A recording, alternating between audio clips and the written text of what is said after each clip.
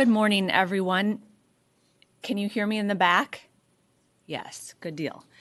Welcome to the Minnesota Public Utilities Commission Agenda Meeting. Today is Thursday, August 30th, 2026. My name is Katie Sieben, and I'll take the role of the other commissioners who are present for today's hearing. Commissioner Partridge. Here. Commissioner Hom. Here. Commissioner Tuma. Here. And Commissioner Sullivan. Here. A quorum is present, and we have how many items on our docket today? The 5, thank you, all covering IDPs. We'll begin with introductions from Ms. Terwilliger, and the plan for the day is we will first begin with opening statements from the parties, and you're welcome to comment on whatever you'd like in the time that's been allotted.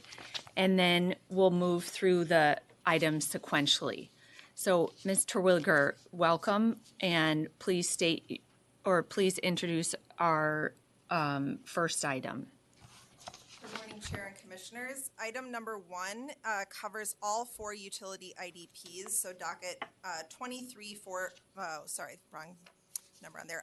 25139, 25140, 25141, and 25142 in the matter of Dakota Electric Association, Minnesota Power, Otter Power, and Xcel Energy's 2025 integrated distribution plans.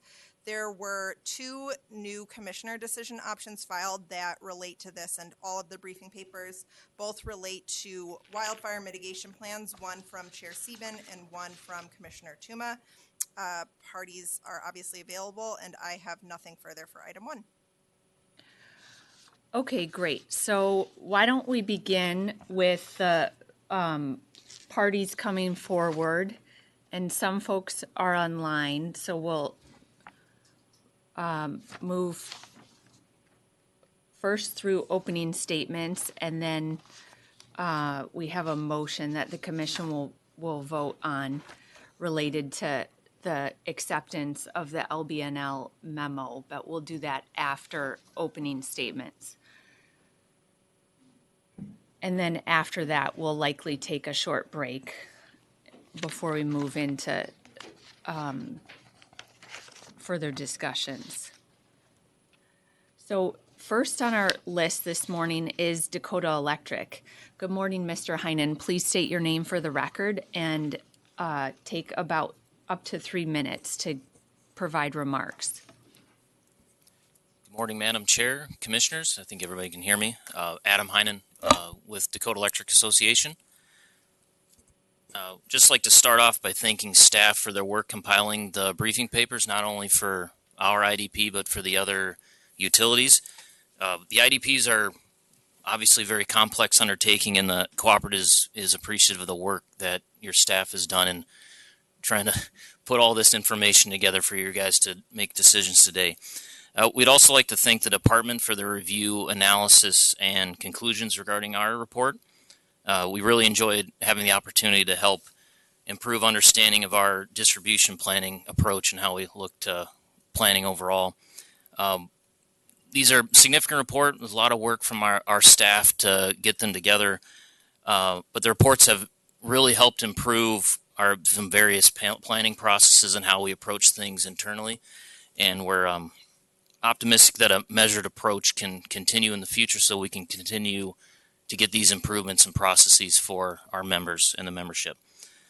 Turning to the decision options, we'll mainly want to address the commissioner decision options that have been submitted this week by Commissioners Tuma and Chair Sieben. In terms of Commissioner Tuma's revised number 2, we don't oppose that. We would note that providing the information in 2027, that's a fairly significant undertaking from staff, similar to what's provided overall in the IDP reports. But in terms of a bridge to get us to the 2028 filing, that would be acceptable to us. In terms of Commissioner Tuma's decision option 13, we don't oppose that. Turning to Chair Sieben's decision option 12 regarding wildfires, The cooperative is aware that the other utilities may have some clarifying or suggestions for slight modifications, so we'll obviously defer to them. But overall, we've looked at the requested information, and it's something that we should be able to respond to, or if there's items that aren't applicable or going to be difficult for us to get together, we'd be able to work with decision option 12. This note on the topic of wildfires, obviously Dakota's service territory is a little bit different than other ones. You know, wildfires definitely a significant concern, something that we think about, but just want to put that out there. And then finally, turning to decision option 6, the summary notes that we oppose this. Wanted to clarify a little bit that we don't necessarily oppose specific cost-benefit metrics, but we supported decision option 8 because we believe a little additional discussion and record building on that is appropriate, especially in light of Dakota Electric's strong service quality and reliability metrics. I hope I didn't get over 3 minutes, but obviously happy to answer any questions, and Mr. Nelson is available if there are any technical questions. Thank you. Thank you, Mr. Heinen. Next is Dr. Kuklinski with Minnesota Power. Good morning, Chair, Commissioners. Jennifer Kuklinski with Minnesota Power. I also just want to first thank staff for the extremely helpful organization and briefing papers ahead of this hearing. Also want to thank the department for their thorough analysis of Minnesota Power's 2025 IDP and TEP, and also the engagement of stakeholders who commented and provided feedback as well. Minnesota Power has worked hard over time to maximize the use of the existing infrastructure that we have for customers. And you'll see in the 2025 IDP that while there is a increase in spending noted by the company as well as the department, it's primarily for the purpose of renewing and modernizing aging assets. And so while we've maximized the infrastructure that we have to get all the use out of it for our customers that we can, there are needs to upgrade, as well as more severe weather and storms that we're increasingly seeing. And so with those aging assets and kind of changing variables in our service territory, it is time to upgrade. With that said, Minnesota Power agrees that there is always room for improvement, and we're supportive of the staff decision options for the IDP improvement work group. The company has also committed to providing additional cost-benefit analyses in our next IDP. And while we are supportive of doing that, we also think the IDP improvement work group would be a great place to explore the proper criteria that should be used so that not only the utility's individual and unique service territory can be considered in those cost-benefit analyses, but also so there is a holistic framework that regulators and interested parties can use to compare across utilities in the state. With that said, Minnesota Power is not opposed to Commissioner Partridge decision option 2. And so if that's the commission or the way the commission prefers to go, we would be fine with that decision option as well. Maybe just as a final note, I'll say that Minnesota Power cares deeply about our region, the safety of our communities and our customers, in which our employees live and work as well. And our teams are actively engaged in wildfire response as we sit here today. So with regard to wildfire mitigation planning, Minnesota Power agrees that this is an important and emerging policy issue in the state. And while our preference as a company is to establish maybe a new docket to explore what should be included in wildfire mitigation plans, even though we have been working diligently, not just with our internal company, but with our utility peers to develop a wildfire mitigation plan that makes sense for our service territory and our state. We do think that there may be additional parties that haven't necessarily participated in the IDP proceeding that might be interested in helping develop that record. With that said, I'm sorry. it's okay. Well, I thought her time was up. I'm almost done. Okay, so with that said, Minnesota Power also appreciates Chair Siebens' decision option alternative 12 and can be supportive of that as well if that's the direction the commission would like to go. With that said, Minnesota Power would just like to ensure that with that decision option, if it were adopted, the commission understands that this would be the first plan that we would file on a rather short time frame, and so we're hopeful that this can be an iterative process where we can continue to build the record, and we may have, you know, some recommendations, and like Dakota Electric mentioned, there might be pieces of information we just don't have yet by that February date, but we are not opposed to that decision option if that's the way the commission goes.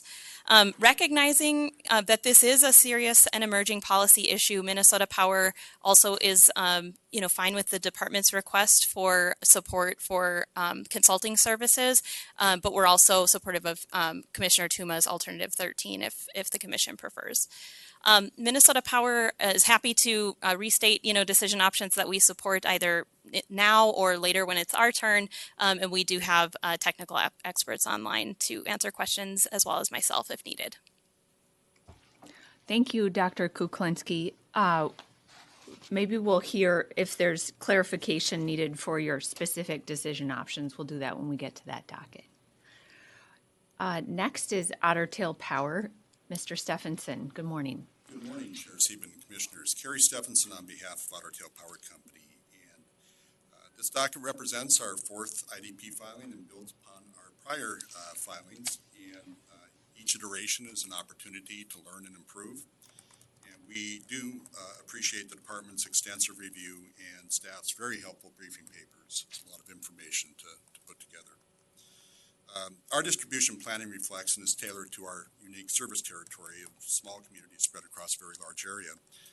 And we aim to manage risk, provide reliable service, and do so in a way that allows us to maintain low rates. And we share the department and the commission's desire to improve distribution planning. And we've taken significant steps to do that, including some foundational changes such as the implementation of advanced metering infrastructure, which I think will give us more insight and data in future IDPs.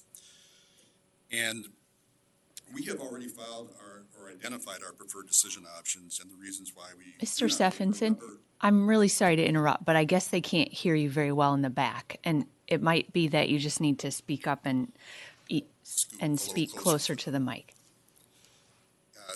We have already identified our preferred decision options and the reasons why we do not favor a number of the department's recommendations, and I won't walk through those at this time. But a common theme is that, like MP, we do favor an approach that further develops standards, metrics, whether in a task force or in a new docket. I do want to say a few words about wildfire mitigation programs. Otter Tail has a wildfire mitigation program that was provided in this proceeding, and the cost and prudency of that program are being evaluated in our pending rate case. As I noted, our preference with the wildfire mitigation proposals is more development, but we do support Commissioner or Chair Siebens' new decision option 14. We have some concerns about February. That's coming very fast. And as has been noted, we do have some recommendations that we can provide. One of the issues, and we do appreciate very much the standard that if a utility believes a element is not applicable, that it can explain why. But there may be instances where an element, it's not a matter of applicability, but practicability or even possibility, because we may need to create data and we're not sure what that means yet. So again, we see this as an opportunity for an iterative process, and we're happy to discuss that when we discuss our particular IDP. We do support Commissioner Tuma's alternative wildfire funding decision, and likewise, we have technical experts here today to answer questions. Thank you. Thank you. Next is Xcel Energy. Ms. Steinhauser. Good morning, Commissioners. Lauren Steinhauser on behalf of Xcel Energy. Thank you to staff for the fantastic work on the briefing papers leading up to this hearing and for all of the stakeholder engagement over the last couple of years in this process. This is the fifth integrated distribution plan that the company has filed since the Commission first established these requirements in 2018. Over that time, the IDP has become an increasingly valuable planning tool, and we continue to support the existing IDP process and the framework the Commission has built around it. As you know, the IDP sets out the company's how the company forecasts load, evaluates system needs, and identifies the investments necessary to serve our customers over the coming 5 years. It is dynamic. Through successive plans, we have refined our forecasting tools, adopted more advanced planning methodologies, and taken proactive steps to modernize the distribution system. We believe the process is working as the Commission intended, and we are committed to continuing to improve it. Everything in this plan is grounded in our core obligation and privilege: to provide safe and reliable service while keeping customer bills as low as possible. We take that responsibility seriously. Foundational to that commitment is maintaining technical and operational expertise and engaging with industry peers and experts that informs our plans, standards, and protocols. We embrace transparency and appreciate the substantial stakeholder engagement in our 2025 plan. Our goal is to give the Commission and stakeholders the information necessary to understand how we plan our system, the reliability outcomes we're targeting, the types of investments we are making and considering, and how our system and capabilities are expected to evolve long term. We welcome where filing requirements can be streamlined or clarified, and we remain committed to maturing our planning to prepare and respond to changing needs and communicating those changes to our planning openly in future plans. Finally, we recognize the investment levels reflected here are significant, driven in large part by aging infrastructure that needs to be replaced, inflationary costs of core distribution equipment, and capacity investments driven by electrification and anticipated load growth. But our plans and budgets are not static. We review and update them on an ongoing basis, reassessing forecasts and reprioritizing projects as new data becomes available and as customer needs and operating conditions change, so that our investments continue to deliver excellent service to our customers. That discipline and ability to adapt keeps us focused on making cost-effective investments our customers can rely on. Given that our specific docket is not up until after lunch, I'm happy to go through the more detailed list later, but I would say that Xcel supports the position that the other utilities have taken on the wildfire, Commissioner Stevens' wildfire proposal, which is new 33 for Xcel. We had been planning on the November timeline, but we can make February work and support the iterative process that others have mentioned. The company respectfully asks that the Commission accept our 2025 IDP. Thank you, and we welcome any questions. Thank you. Next is the Clean Energy Groups. Mr. Haig, welcome. Good morning, Chair Sieben and Commissioners. My name is Nick Haig, and I'm the Senior Associate for Electric Vehicles at Fresh Energy. I'm here representing the Clean Energy Groups for Transportation Electrification, which includes the Union of Concerned Scientists, Sierra Club, Plug-in America, the Environmental Law and Policy Center, and Fresh Energy. This coalition has worked with the Commission for almost 10 years in the state of Minnesota on transportation electrification, and I'm here to voice our support for Commission action to support transportation electrification broadly and to support the approval of Otter Power's Transportation Electrification Plan under Agenda Item 4 and Minnesota Power's Transportation Electrification Plan under Agenda Item 3, with modifications that direct Minnesota Power to bolster their efforts in upcoming TEP filings. Minnesota has made significant progress on decarbonization in recent years, thanks in large part to the efforts of this Commission. However, transportation emissions remain stubbornly the largest sectoral source in our state. Progress has been slowed by lost federal tax credits for electric vehicles and charging stations, but we believe that more can be done through transportation electrification planning to help achieve our state's decarbonization goals while maintaining affordability for everyone. The Clean Energy Groups welcome that utilities have proposed many new transportation programs in their recent Energy Conservation and Optimization Triennial Plans, but we continue to underscore the importance of the Commission in directing, bolstering, and ensuring equity within these utility transportation programs through the biennial TEP process. This includes supporting the development of new pilot programs, improving the efficient use of the grid through vehicle grid integration, tracking and reporting on the efficacy of existing programs, and maintaining affordability in EV rates. With this in mind, the CEGs particularly want to highlight our support for several decision options under Agenda Item 3, Minnesota Power's IDP and TEP, including our support for decision option 16, requiring a new commercial fleet program, decision option 17, requiring the development of an active managed charging program, decision option 19, requesting information sharing regarding the efficacy of commercial EV offerings, and decision option 20, requesting the development and support for electric car share in Minnesota Power's territory. I thank you all for the opportunity to discuss transportation electrification today. I thank Commission staff for briefing papers and utilities for filing these plans, and I look forward to the Commission's discussion and decision on these items. Thank you. Thank you very much. Next is Mr. Nissen with the Center for Energy and the Environment. Thank you. Good morning, Commissioners. Will Nissen with CEE. I want to say thanks to all the stakeholders and staff for their work on this docket. As far as I'm aware, this is the first IDP that CE has participated in, and so we engaged on a narrow set of issues focused on Xcel's IDP in particular. So I'll cover those three buckets briefly. We see real value in continuing to push DERMS applications through Xcel's system, so we appreciate the work from Xcel, stakeholders, and Commissioner Hom to make sure there's a set of decision options that make sure that work is moving forward effectively and efficiently. Second, we saw in Xcel's IDP projected increases in winter peak demand due to increased residential electric space heating, but that's several years down the road. So we think now is the right time to explore and develop and propose a pilot looking at how dynamic dual fuel load control capabilities with air source heat pumps can potentially mitigate those impacts and lessen costs down the road as we see the adoption of heat pumps increase. CE technical staff has been working with a national lab, with thermostat original equipment manufacturers or OEMs, other energy efficiency groups, and Xcel technical staff to lay the groundwork for this approach. We are also part of a work group at the American Heating and Refrigeration Institute, or AHRI, that is looking at standards and practices and protocols for thermostat control standards to enable this more dynamic demand response capability.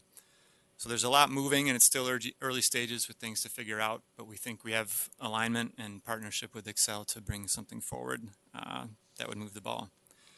Lastly, we are looking to expand our capacity to participate more in the next IDP, so we appreciate and support the PUC-led work groups and workshops as good forums to dive into technical issues in the next couple of years.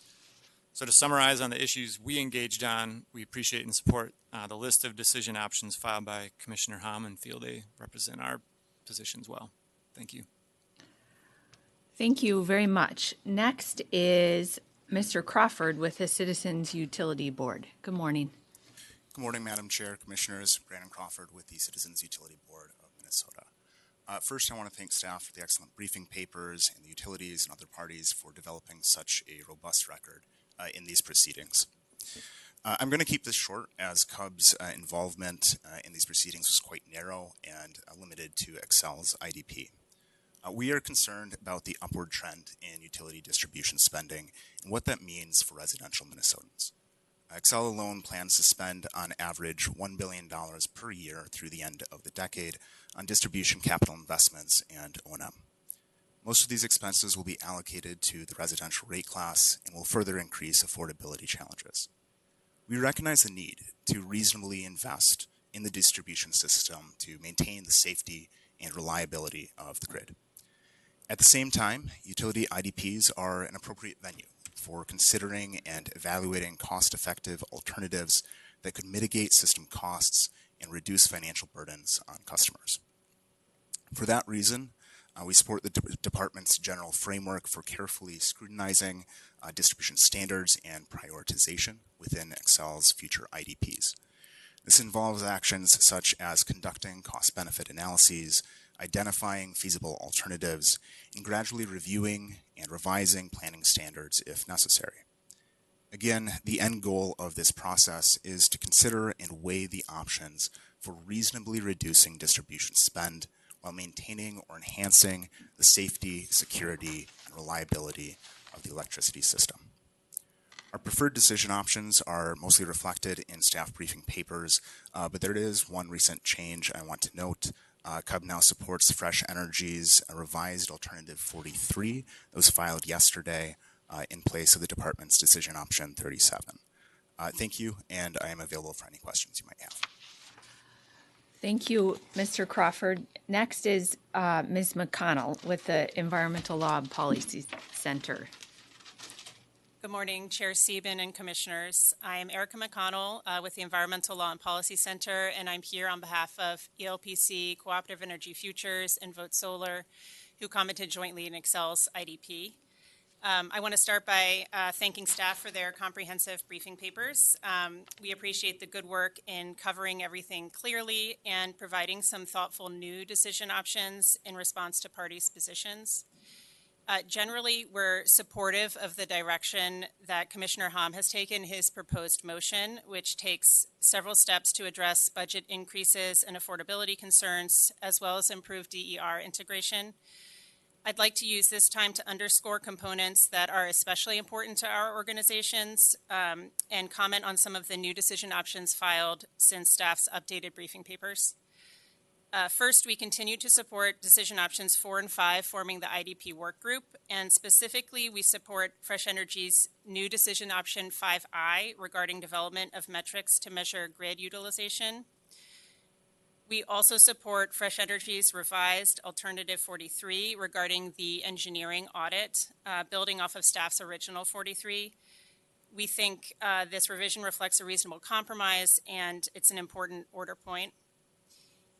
Next, we support decision option 45 as a first step toward the goals that are captured more comprehensively and immediately in decision options DOC revised 35 and 46.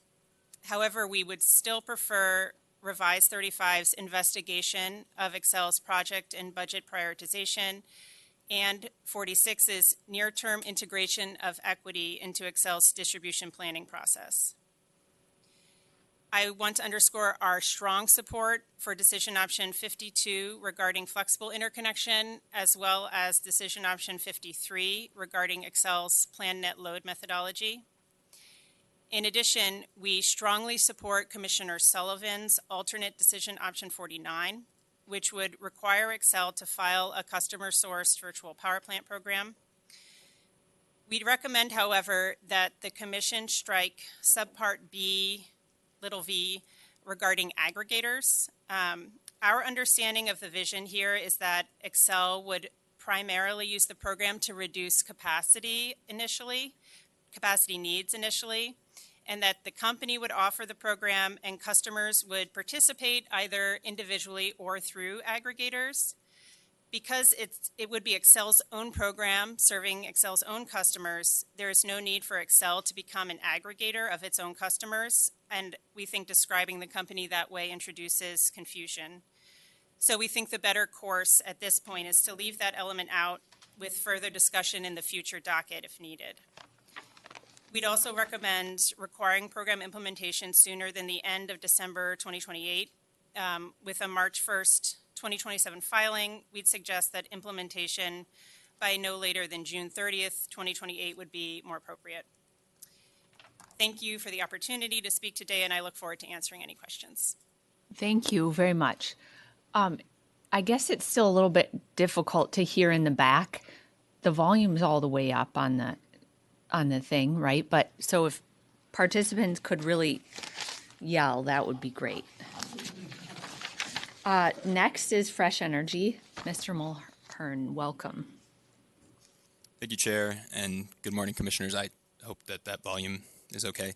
My name is Will Mulhern. I'm the Director of the Electricity Program at Fresh Energy, and my comments today are focused on Xcel's IDP, which is the final agenda item later this afternoon. Fresh Energy is supportive of the proposed motion offered by Commissioner Hom. We appreciate the work that has been done by stakeholders, Commission staff, and Xcel in this docket, and think, if adopted, Commissioner Hom's proposed motion would represent a meaningful step forward for continued refinement of the distribution planning process. In particular, I want to note we are supportive of Commissioner Sullivan's Alternative 49, which would order the creation of a virtual power plant docket. Fresh Energy would be excited to engage in that docket and work with stakeholders and Xcel to advance a VPP pilot program. We think taking this intentional and well-structured approach as laid out in the decision option is important. And we also appreciate the inclusion of our Alternative 5I on developing grid utilization metrics. We're happy to discuss that further if commissioners have questions, but appreciate that was included in the motion. I want to note one change to our decision option 43, as has been alluded to by a few other parties. So we originally proposed Fresh Energy Alternative 43, which essentially added a stakeholder process to staff's proposed independent engineering review of Xcel system. We've since had several conversations with the department, and we're proposing a slight modification that requires commission staff to coordinate with both Xcel and their department to select the independent engineer, and explicitly gives the department the opportunity to weigh in on the scope of the audit. We appreciate staff's original proposal here and think this works really well as a staff-led process. The goal with this change is just to ensure a transparent process that has stakeholder support and results in a robust independent review. And we filed this yesterday as Fresh Energy Revised Alternative 43. Both the department and CUB and ELPC and Vote Solar, as they've stated, support this revised decision option. That's all I have to comment on today. I appreciate the time, and I'll be here to answer any questions. Thanks. Just to be technically, or when you talk about the revised 43, that's the one we've already seen. You're not actually revising the revised decision option 43. Yes, Chair. Thank you, Commissioner Tuma. It is what was filed yesterday. I just wanted to be clear that, the numbering got a little confusing. I'm sorry about that. Thank you. Next is the joint solar parties. Welcome.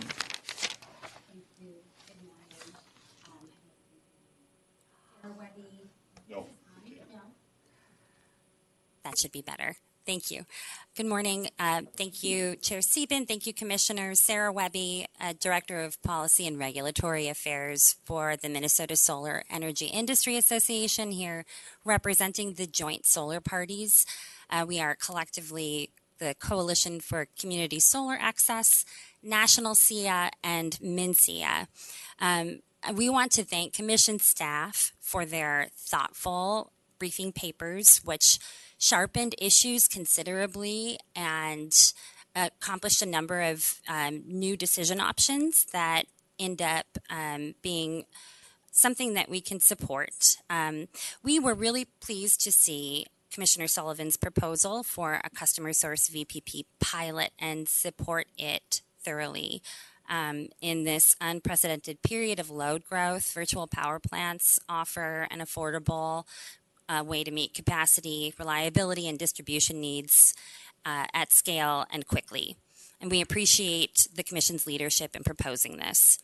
We also strongly support Fresh Energy's revised Alternative 43, including department staff, the Department of Commerce, Xcel, and stakeholders in selecting an independent engineer and scoping distribution standards, or the distribution standards audit, is a sound approach that will give all parties confidence that the audit's findings are reliable. We also strongly support Commissioner Ham's new 52A and B, as well as the original decision option 52. Static flexible interconnection is an incredibly important tool at this moment when the grid is increasingly congested, and it offers a solution to move through the interconnection process in the near term while many projects are stuck at congested locations on the grid. We welcome additional discussion with Commissioner Ham on new 52A and B to understand how this suite of decision options could work together. Thank you so much. We look forward to discussion. Thank you. Next is Layuna.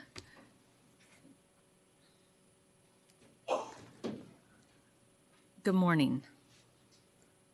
Thank you, Chair Sieben, Commissioners. Kevin Pranis on behalf of Layuna, Minnesota, North Dakota. We appreciate the chance to participate in this process. And I think our comments are largely at a high level. I think we see, I want to flag for the Commission, we think it's a common misunderstanding in the docket about the causes of significant growth in distribution system investments, which are attributed by a number of parties to utility incentives, but utility incentives haven't changed for many decades. I think what we have seen change is an aging system that requires periodic overhauling as part of a normal investment cycle, infrastructure impacts and risks associated with hotter and more extreme weather and more frequent wildfires, and new demands on the system that it serve additional needs, for example, the desire to add distributed energy resources onto the system. And so that all makes sense of why we are investing more in the distribution system. And so it's unclear to us, while we support, I think, the decision options as staff were very constructive and the commissioners have brought forward are constructive, we think it's appropriate to balance how much additional time and resource is needed in order to review those costs and how much is helpful versus making the distribution investments that we need. Just as an example, I went to Roseville this weekend to pick up a Punch Pizza, only to discover that the power was out in the mall in Roseville, and the only flavor they could offer was cheese because they couldn't open their refrigerators for fear of losing all of their produce. And so we got cheese pizzas without any toppings. I think that if you asked them, none of them would have said that Xcel is spending too much to keep the system safe and reliable. If anything, if there was something Xcel could have done to prevent that outage, that would have made a big difference to that business and the people who went there. I think it's also important as we move toward an electrify everything or electrify many things economy, we need the system to be more reliable and not less because we'll be completely dependent. As a very small example, at least I was able to get cheese pizzas because they don't use an induction oven. Once people use induction ovens, that option will also be gone when they're in the event of a power outage. And I think that just underscores why this is important. To the specific proposals that are introduced, we have no position on Commissioner Sullivan's VPP proposal, but if it moves forward, we would just ask that labor and workforce considerations be included. We think it's important that when we're comparing different resource options, that we're comparing them on a level playing field, so that if people are making family supporting wages, healthcare and pensions and training working at Sherco Solar, we're not making that equivalent to a $20 or $25 an hour no benefits job that may not be regulated. And so that's something that can be addressed through the program and that has been addressed through the DSES procurements. Thank you for consideration, and we generally support the contents of Chair Sieben's proposal, have no opinion on what timing is appropriate, and agree with Mr. Stevenson that an iterative process makes sense. Thank you. Thank you. Next is the City of Minneapolis, if they're here online. Who is online? Oh, Good morning, Chair Sieben. Can you hear me? we can. Welcome. Excellent. I don't know if I need to yell, but I will try to speak up. Thank you. Thank you for this opportunity to share our perspectives and considerations with the Commission. And thank you to the staff for the robust briefing documents and the ongoing discussions in this docket. Sorry to interrupt, but you just need to state your name and the organization you're representing, please. Apologies, yes. This is Megan Hoy, Director of Climate Equity Action with the City of Minneapolis. Thank you. Thank you. The City of Minneapolis is interested in planning approaches that will consider equitable distribution of costs and benefits, affordability, and reliability, while also enabling durable electric system decarbonization. In Minneapolis, as in many parts of Minnesota, affordability is a highly present reality for our residents and businesses, and a concern that we're tracking closely. The cost of living and doing business is rapidly increasing, and at the same time, we need to have steadfast decarbonization. It's more important than ever. Additionally, the consideration of equity is complex, and how to fairly evaluate outcomes is still emerging and taking shape. Given the complex nature of trade-offs that we are seeing in our current reality, the City of Minneapolis believes that we are stepping further into a new era of planning and decision-making regarding our energy future. There is need to continue to understand increasingly complex trade-offs around costs and benefits because of this. For this reason, the city is interested in a planning process that increases transparency and allows for a greater understanding of trade-offs and to put downward pressure on the increasing costs. And again, these trade-offs between equity, decarbonization, and affordability. We're interested in more visibility into the analysis on the engineering side, and believe that the Department of Commerce's proposal generally helps to support this greater visibility in the process. Further, we believe that electrification is taking place on the ground. We are seeing this ourselves, and that the trends and patterns are changing. through grants that we ourselves are putting into the community and other efforts from businesses and residents to move towards cleaner energy options. So we continue to support pathways for integration of local development and electrification patterns at a local level and incorporating that into the planning process. Specifically, we support decision options 50A through C. We also supported a number of decision options that are supporting consideration for equity into the planning process. And we're also excited and supportive of the alternative decision option 49 that's brought forward by Commissioner Sullivan.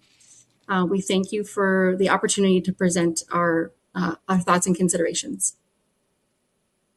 Thank you. Next is Mr. Schultz with the Office of the Attorney General. Good morning, Madam Chair and Commissioners. Peter Schultz with the Office of the Attorney General, Residential Utilities Division. The OAG filed comments on both Xcel and Ottertail's IDPs. I'll focus my remarks on Xcel and conclude very briefly with Ottertail. The OAG supports IDP process improvements that could help bring greater scrutiny to Xcel's distribution investments. Specifically, we support the department's proposal for structured review of Xcel's distribution planning standards and its proposal to require cost-benefit analysis of larger projects. The OAG supports these proposals because Xcel's distribution investments drive cost increases that make its rates less affordable. It is therefore critical that these investments be optimized to provide the greatest possible value for ratepayers. And of the items on the menu today, I think possibly the most important one, in my view at least, is to require an independent engineering audit of Xcel's distribution standards. Whatever version of this you adopt, it's critical that the review be truly independent. And so for this reason, we recommend that the auditor be chosen either by the department as reflected in Department New 37, or by the commission as reflected in Fresh Energy's revised 43. And I think that's part of Commissioner Ham's motion, or at least the original version is. We saw reflected in the briefing papers, sort of in reaction to some of the department's proposals, the view that maybe a rate case would be a better forum for reviewing Xcel's distribution investments. And I want to push back on that just a little bit.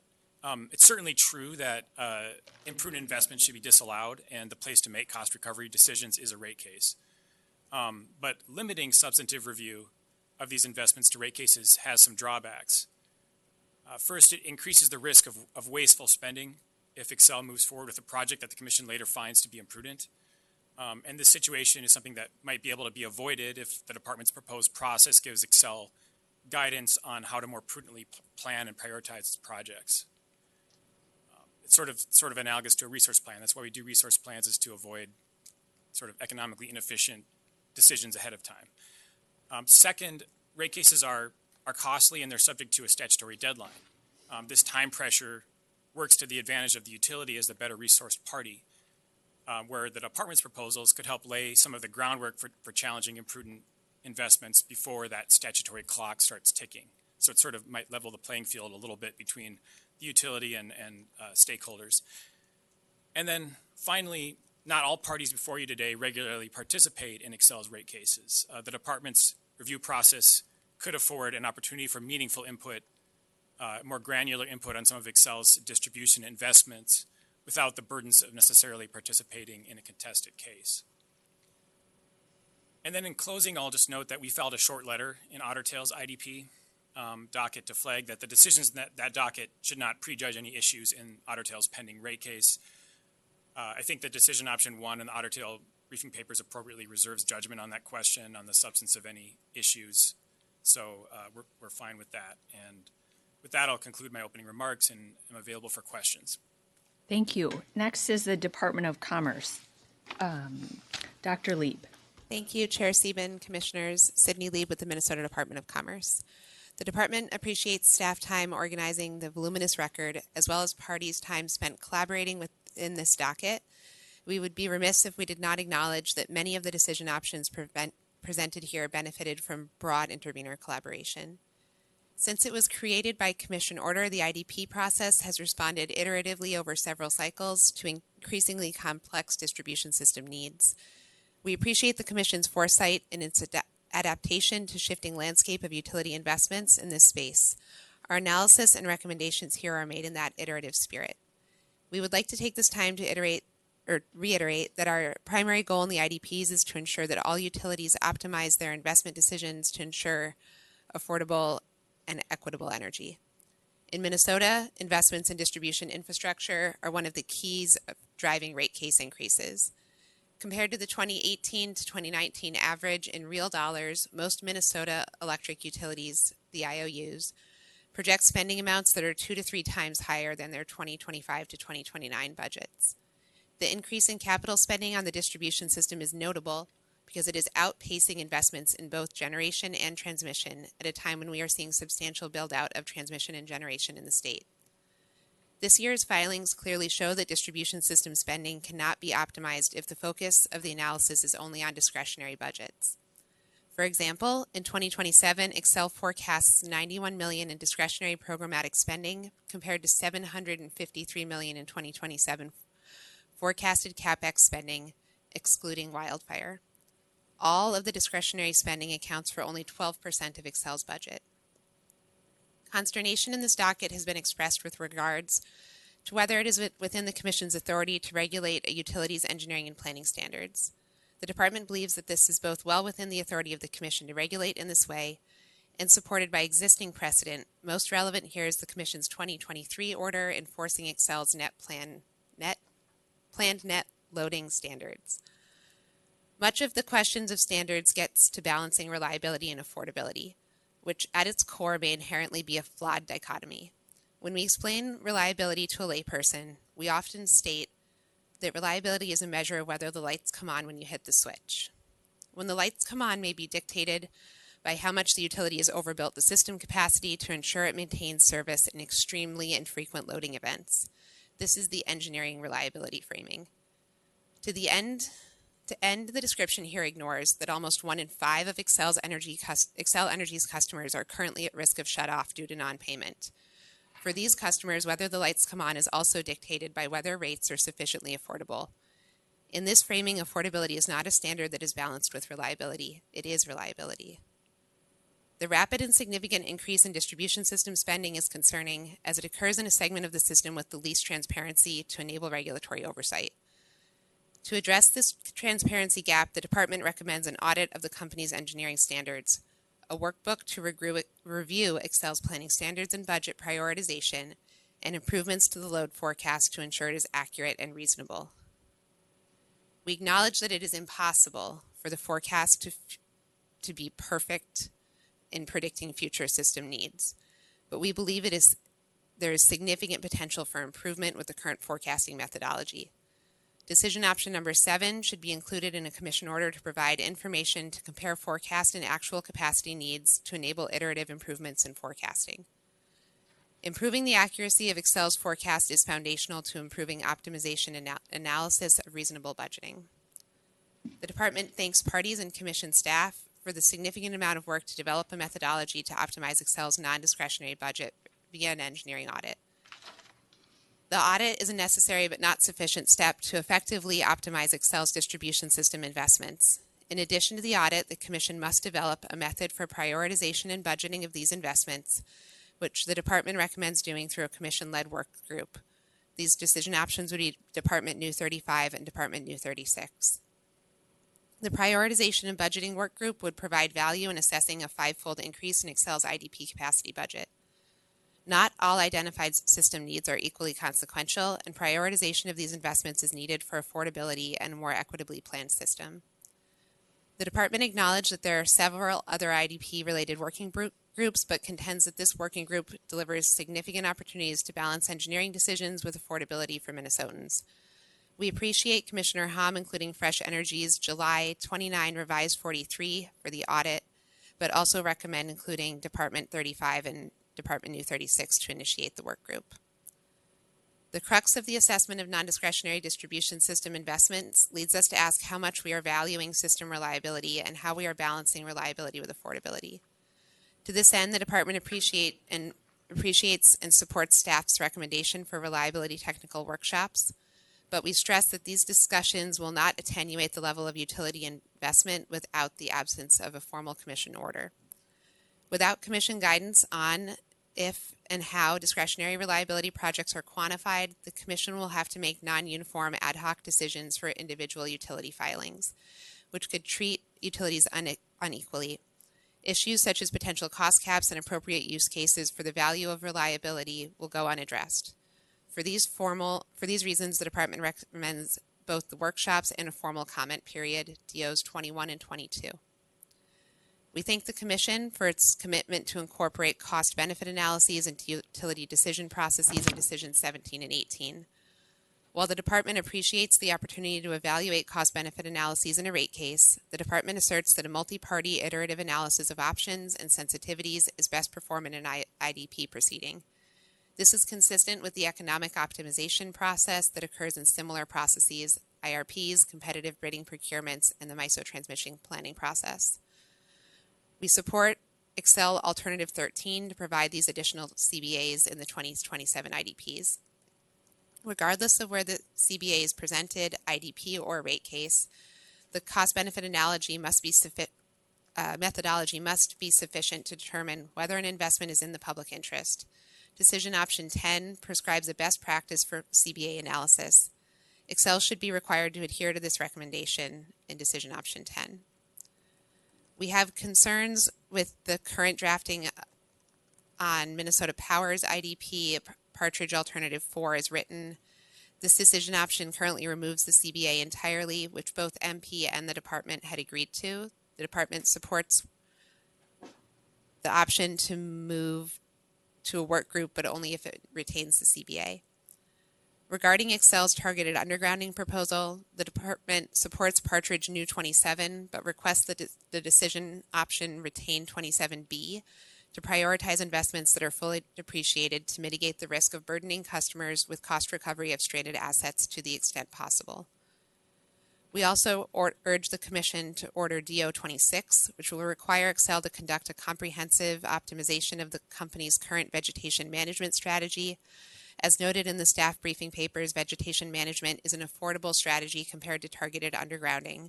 It achieves similar benefits at $7,000 per mile compared to the company's potentially low estimate of $1.5 million per mile for undergrounding. We thank the Commission for the commitment to the robust wildfire mitigation planning process and look forward to providing analysis in the utilities plans consistent with the decision options put out by Chair Sieben. We would also support utility amendments to engage other agencies in those plans. The Department is available for questions. Thank you. Okay, thank you. So at this time, Commissioners, I would make a motion that we take official notice of the June 12th, 2026 technical memo for the PUC staff distribution planning and design standards, or also known as the LBML memo, which was included in the July 15th, 2026 staff briefing papers as attachment A. Is there any discussion or questions from commissioners about my motion? Hearing none, then we will vote. Commissioner Partridge? Aye. Commissioner Hom? Yes. Commissioner Tuma? Yes. Commissioner Sullivan? Yes. I also vote yes. The motion passes 5-0. We will now take a short break. We'll come back, how about at 11:10. The commission stands in recess.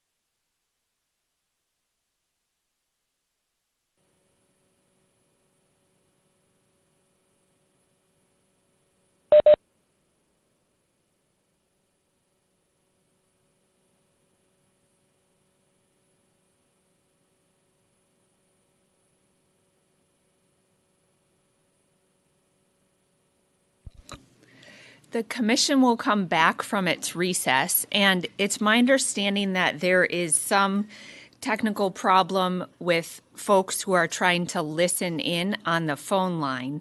So the WebEx is still operating okay, and the meeting is being recorded. But if you're trying to call in on the phone, you can call 1-415-655-0003 instead of the 1-855 phone number. And I guess that was put somewhere where people on the phone can see that too. So just trying to make that clear for folks that if you're listening and you can't call in, call that number I just announced instead. So I think what we'll begin with now is a discussion of wildfire mitigation because it applies to all of the utilities, and there may be some discrepancies between utilities, but it might be helpful to first have the utilities come forward and the department to discuss the CBIN new 33 that was addressed in many of the comments. So everyone's really excited to talk to us this morning, except for Adam Heinen. I mean, is not excited to talk about this, I guess, besides Adam. So Adam, I appreciate your you being up at the table, and I heard your opening remarks and appreciate them, that since I filed this, which really, as parties know, was sort of a mashup and building on the good work that other parties had put into the decision options. And just to kind of frame this up, the thinking for me when I put this together with staff was that February is a good time to have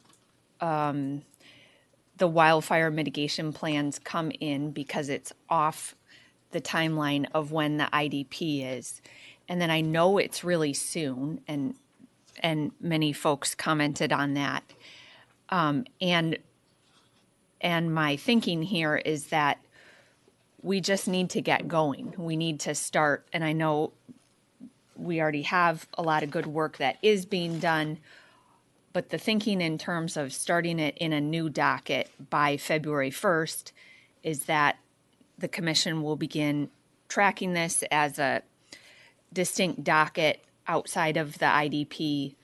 And then as far as the particular elements that are contained here, I think through the notice and comment period and through like the guidance and the discussion we're having here, we would look to parties and the department and the OAG and others to help sort of refine what should be either done after the first plans are filed or the new docket is open on February 1st, or, you know, we can try to mitigate or try to change this list specifically for each utility if that's something people want to talk about. But Mr. Heinen, you mentioned, I think, that the utilities had jointly thought about some modifications. So if you want to speak to that, that might be a good way to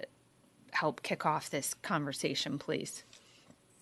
Chair Sieben, Commissioners, I think some of the other, I know it was Otter, Taylor, Minnesota Power might have had some minor adjustment or language to consider, so that's my long way of saying I'm probably not the best person to speak to what exactly there's there. I can speak, to the timing. I think, Dakota Electric is working on a wildfire mitigation plan sort of internally with, I think, a cadence for a fall to early winter time frame to get that done.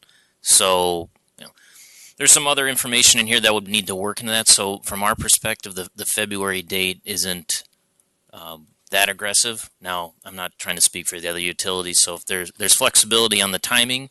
You could do February 1st, though, is what I just heard. My understanding there is we'd be able to meet the February 1st And are there Deadline. any specific elements that are included in A through N that are especially problematic for just for Dakota? Or is that not the way you looked at it? You thought you could overall file these components of your first plan? Chair Sieben, Commissioners, Mr. Nelson and I, we worked with our checked in at a high level with more of the staff that's working the wildfire mitigation plan. I can't think of offhand a specific item here that they were like, this is really problematic. It was more of they did a real quick response to it, or a quick look over about, is it achievable, or is it that it was kind of a binary decision. So is there something that's overall very problematic? I can't speak to that off the top of my head, but just looking at them, maybe some of the modeling and mapping is they'll need to go back and take a little more thought about that. But again, the overall, they didn't see that the February 1st date was, this is we're going to have to drop everything, or is this going to be something we can't do? So okay. I asked them, do you need more time? And they didn't say that. So I'm like, it's better to just hit the February 1st, because if we have for us, if it's a later timeline, it'll just take later to get done. So if we can get it done for February 1, we'll do that. Okay, and Dr. Kuklinski, comments overall on the wildfire mitigation proposal here.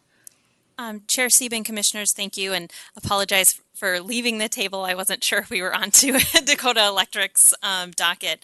But Minnesota Power, I would say similarly to Dakota Electric, we did get together with our wildfire planning team, and they did a high-level sweep of the criteria outlined for us, Sieben New 12.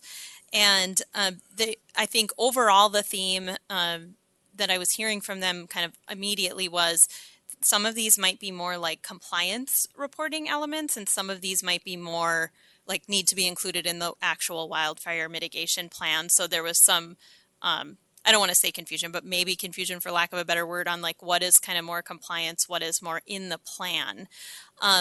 With that said, and there, I'll also share that, and I shared this in the opening statements, that the team does think that maybe for a few elements, and I won't be able to speak specifically to them because we haven't had time to sit down and like in detail look through, but there may be some that we either like it isn't something we have, and so it's like new data development that might not be fully complete by February 1st. But at the same time, our team and our company recognizes the urgency and the sense of urgency that you've conveyed, Chair Sieben, and as long as there's kind of flexibility and ability to develop the record on maybe how to further refine wildfire mitigation plans through this new docket, then we don't have concern with this. And, as long as other parties like the DNR or the Forest Service that maybe didn't participate in our IDP have the opportunity, to engage as well, then we have no issue with the date or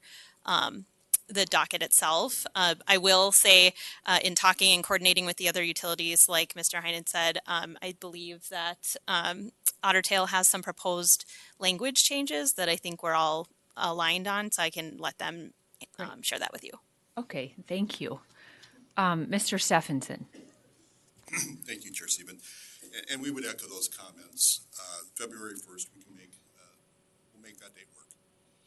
And as far as the Sieben New 14, as I mentioned in our opening comments, one of the concerns we had is some of this may require actually the creation of data or capturing of new data, and we're not sure what that entails, if it's going to require a new business process, new software, external support. So what we had thought, we do appreciate very much the language that allows the utilities to explain if a standard is not applicable. But there may be instances where it's not applicability, but more practicability or even possibility.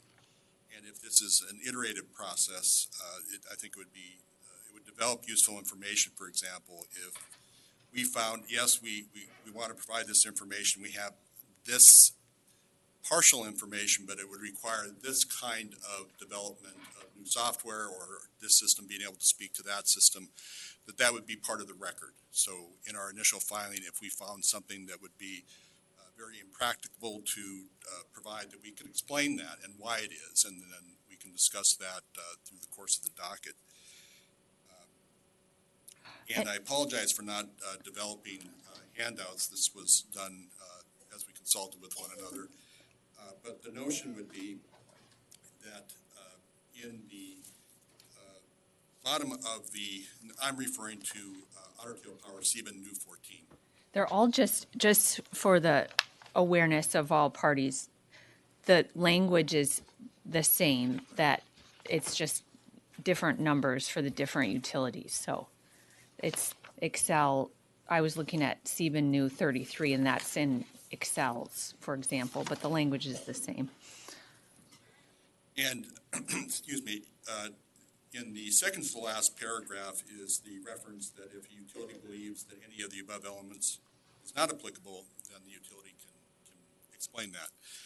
And our sense would be that that language would be modestly amended to say, if the utility believes any of the above elements is not applicable to the reporting utility or not practicable to produce, the utility must provide an explanation as to why the element does not apply or is not practicable to produce, period. Yeah. I haven't talked to staff I'd be curious what other commissioners think, but I think for the first time that we're doing this across utilities by February, that's very reasonable language to put. And then when the commission processes it and brings it up, we could always modify that language or have a discussion about what should be, why you would have to produce the data that you can't practically produce at this time. So sounds good to me that maybe Mr. Graham could try to work that in if you need it repeated, Mr. Graham. And then we'll take time to hear from others too, including the department if they are supportive of that.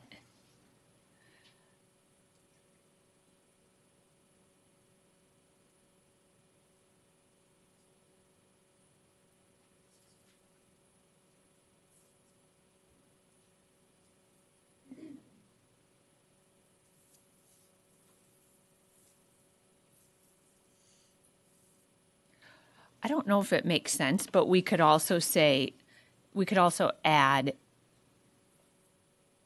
this is me doing this on the fly, but right after that language that Mr. Graham highlighted and is not included in its first separately, or some way to indicate that this is the first time we're doing it in a new docket, and it doesn't necessarily mean it will never, then it just helps to show that the commission, with the help of parties, may still be evolving what is required in their WMPs. And then when we bring up the specific plans, the parties could all comment on, whether it should be required in the future or not. But Mr. Stephenson, was there anything else on specific to Otter Tail that is causing concern or that you wanted to comment on this? Chair Sieben, no. I think with that amendment, that gives the utilities flexibility. If there is an issue they run into, then they can explain it, and that would be part of the docket that would be discussed and commented upon. And Ms. Steinhauser for Xcel. Thank you, Chair Sieben. As I indicated in our opening, we can make the February date work. And we support the proposed additional language. We did have a chance to talk with our wildfire team, and the subpoints E and I caused a little bit of pause. And I think with that additional language, we're absolutely able to give like an update on where we're at, but there's some concern about the frameworks that would be needed to establish the analysis you're looking for. And so we do expect that to be more of an iterative process. A narrative. Correct. Yeah. Right. That seems fine. And and Dr. Lieb. Chair Sieben, the department's fine with the February deadline. We would echo what Minnesota Power raised, that we should definitely make sure we have DNR, Forest Service, local governments engaged in that docket, and we'll make sure that we do that. I think February is enough time. I'm having a little bit of concern here with the edits from Otter. I'm not sure why they need the ability to get out of providing information if we have all the other utilities fine with the construct that you put forward. I think having broad language that things are not practicable is just going to lead us to fighting with utilities about whether or not they can or should, or why they can't comply. But if they really feel strongly it's important, we're not going to die on that hill. Okay, well, and just to be clear, like my intention for this is to continue this language for all the utilities for their, and then we'd likely, if commissioners agree with this, move this amended language in each of the subsequent IDPs, that the dockets when they come up after we move on. Okay, the other issue related to wildfire is the costs recovery for the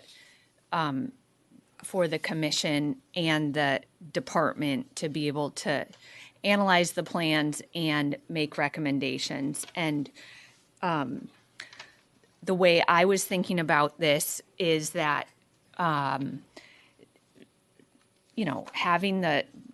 having the utilities file these plans is certainly like necessary and needs to happen, and we need to just get going on it. When the utilities file their plans in February, the commission will then also have an opportunity to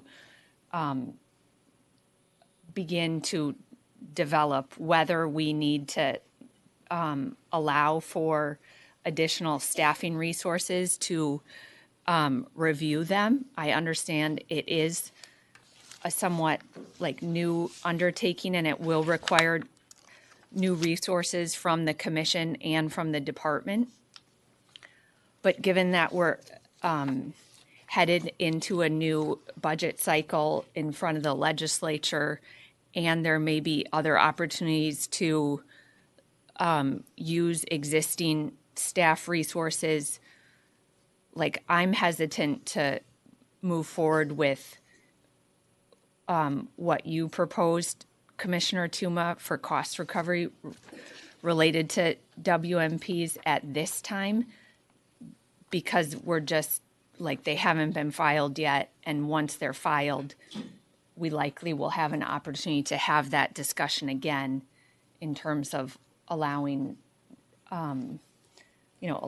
using the subdivision that allows the department to go out and hire experts to look at the actual plan. So that's what I was thinking about what you filed related to cost recovery, but I'm certainly, as Commissioner Sullivan says, my feet are not in concrete, and I'm open to discussing it. So why don't you take it from there in terms of what you were thinking about cost? I think we're actually in the same place, Madam Chair. I'll be perfectly honest with you. I didn't really want to own the whole issue. All I was really concerned about was I didn't want Dakota Electric to pay for excess amounts, and I violated my own rule by not reading the statute, because I made the assumption that you would pay for 1/4 of it, and I didn't want that to happen, and so that's why I came up with the rationale of overhead lines being a proxy of how to divide it. Of course, I should have read the statute, and we have good attorneys who then read the statute for me, and we had a chance to look at it. And as I sit here today, I'm still a little confused, but I think I have a path forward. And what I might suggest, when I read the actual statute, it's unclear to me whether this should be assessed under 3A or 3B, because 3B, which even though it says it's regional and national duties, does talk about state, regional, and national grid resilience issues and reliability, and so I'm not clear where it actually should fall. And I don't think it needs to be in this order.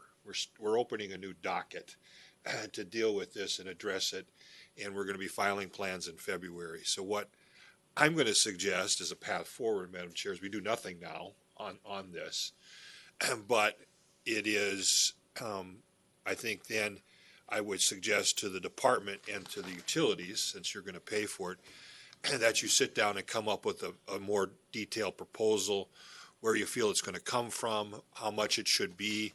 You'll have a better chance to identify now maybe what is our expert and who are we looking at, and have a conversation with the 4 utilities that would pay, and then agree on an allocator. My allocator, apparently, I thought it was very clear, but what I find out is Xcel actually put in a different way of determining their overhead lines versus how everybody else did. And so when I came up with my divider, it may not have been the right, proxy. And so I think that what I would suggest as a path forward to the department, Ms. Lieb, is that you sit down, kind of get a better understanding of what it is that you're looking for, how much, and then work on an allocator that everybody can agree to. I don't think we have to be in an order. We could actually ask the department for this simply by asking our executive director, but at a minimum, if our staff believes it needs to be in order, we have the consent calendar process, and it can go through that. And so it doesn't need to wait till February. You could be done before then if you can work it out and work on the details on what that should be and bring it to us in this new docket as a proposal for that, and then we can address it that way. I think that's the best way. I'm just fearful that adopting 13 or even my modified 13, it really has not been fully vetted and formed around what we're doing, and I think we have a chance to do that now since we're not filing things till February. So, Ms. Lieb, are you okay with that? I'm confident that we'll be able to work with you on Dr. Lieb. Chair Sieben, Commissioner Tuma, I think we can work with that. I like the idea of maybe filing for the request from the executive secretary once we have an order, instead of waiting for plans to come in. We're just trying to get ahead of, it takes us a very long time to get contracting done, and sometimes that results in extension requests on the opposite side. So we're trying to, anticipating we don't have the expertise in-house for this. I didn't mean to interrupt there, but would it be a contract or would it be just new staff capacity? Because the way I'm thinking about it for the commission is we'll need more, like another staff person, potentially at least part of their time, because these will be, WMPs will be continuous. It's not just work on development of the first plan. And so I also thought, and we haven't discussed this, but it could be a budget proposal request that the commission and the department jointly make to the legislature too, when it, so I don't know if it's necessarily needed to have a contractor at this point. Yeah, my thinking too, just along that lines, I don't want to completely eliminate the possibility of a 216B62 proposal.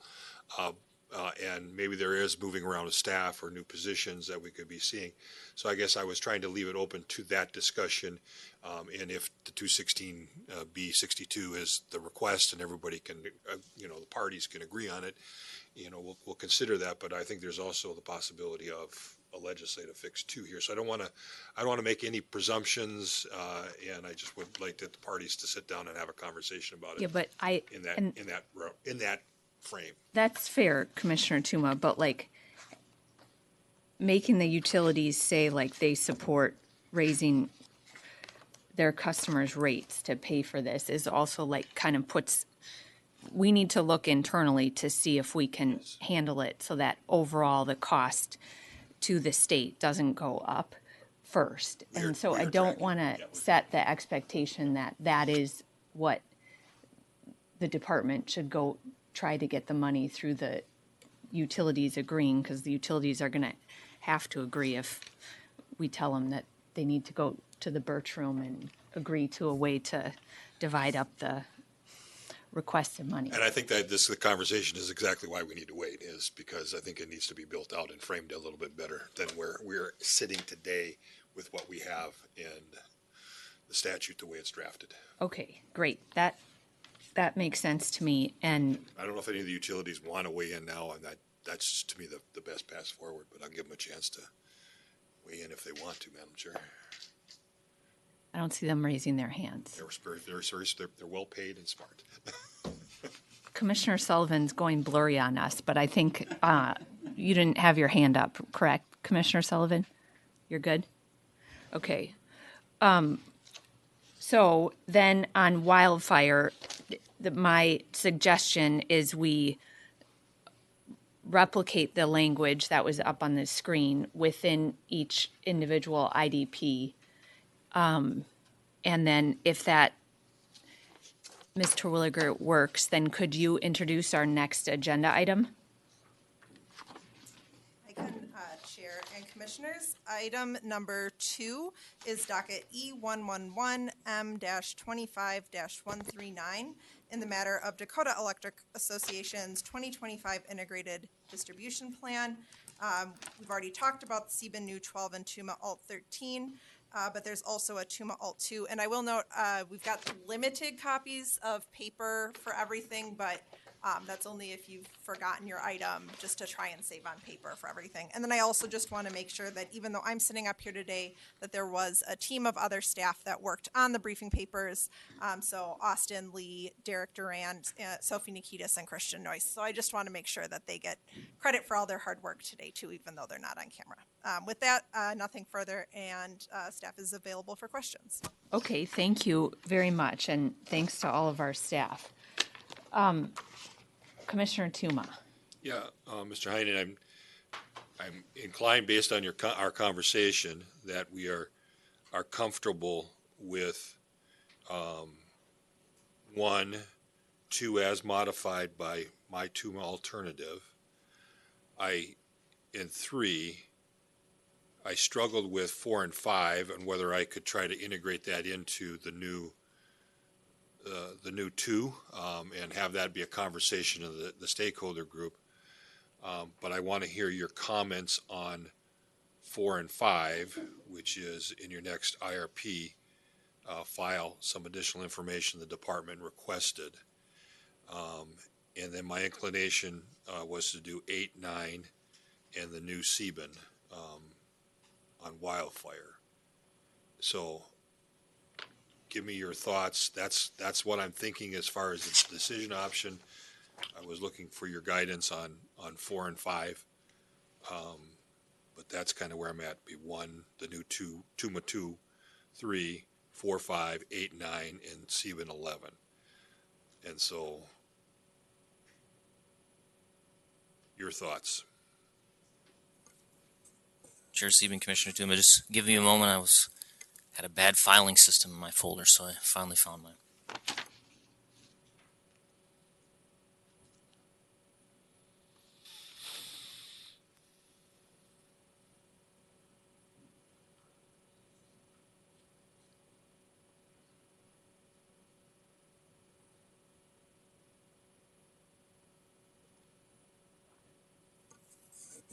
Just Chair CBIN, Commissioner Tuma, I think looking back on 4 and 5, those are between the two is generally, I believe, additional discussion about building reporting requirements. And we filed with staff earlier in the week that we weren't opposed to those. We were able to do that. So then to the rest of your decision options, I think we were in agreement. So it was 1, 2, 3, 4, 5, and then the chair's modification to that decision option. It also had 8 and 9. So yeah. And 8 and 9. Yep. And I was feeling that the 6 and 7, those are things that be addressed in 8, is the way I understood in reading. So I didn't feel like we needed to clutter the order with what they're going to be working on.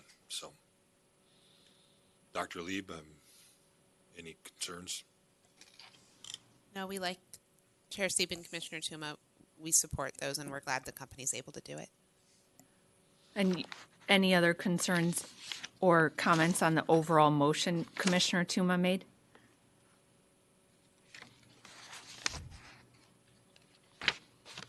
No.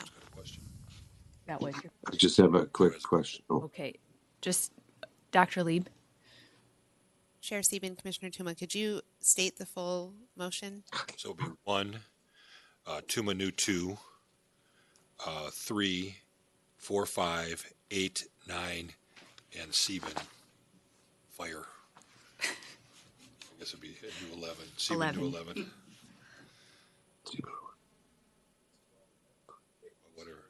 Whatever Sieben's fire one is, yeah. Yeah. I like that. Stephen needs fire. Tuma, just confirming that you were doing Tuma Alt 2 and not the original 2. I might have missed that. Yeah. He said whatever was Tuma filed. new, but I don't know if it's 2 or alt. Dr. Lieb, any comments on that overall motion then? I think that's what I wanted to give you a chance. Chair Sieben, I think we could work with that overall motion. We would still like to see 6 and 7 included to make sure that we're getting the information for a more robust cost benefit analysis on the reliability investments. But I think you're going to hear that multiple times today, so that's not new. And Commissioner Sullivan. My question just was answered, so we're good.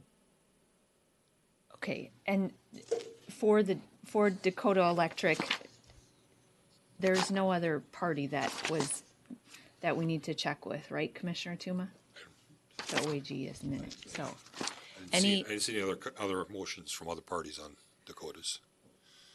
Question or no? Any discussion on Commissioner Tuma's motion, and is the motion clear to commissioners? It's clear to our moderator, and it's clear to us. On Commissioner Tuma's motion, Commissioner Partridge. I support it.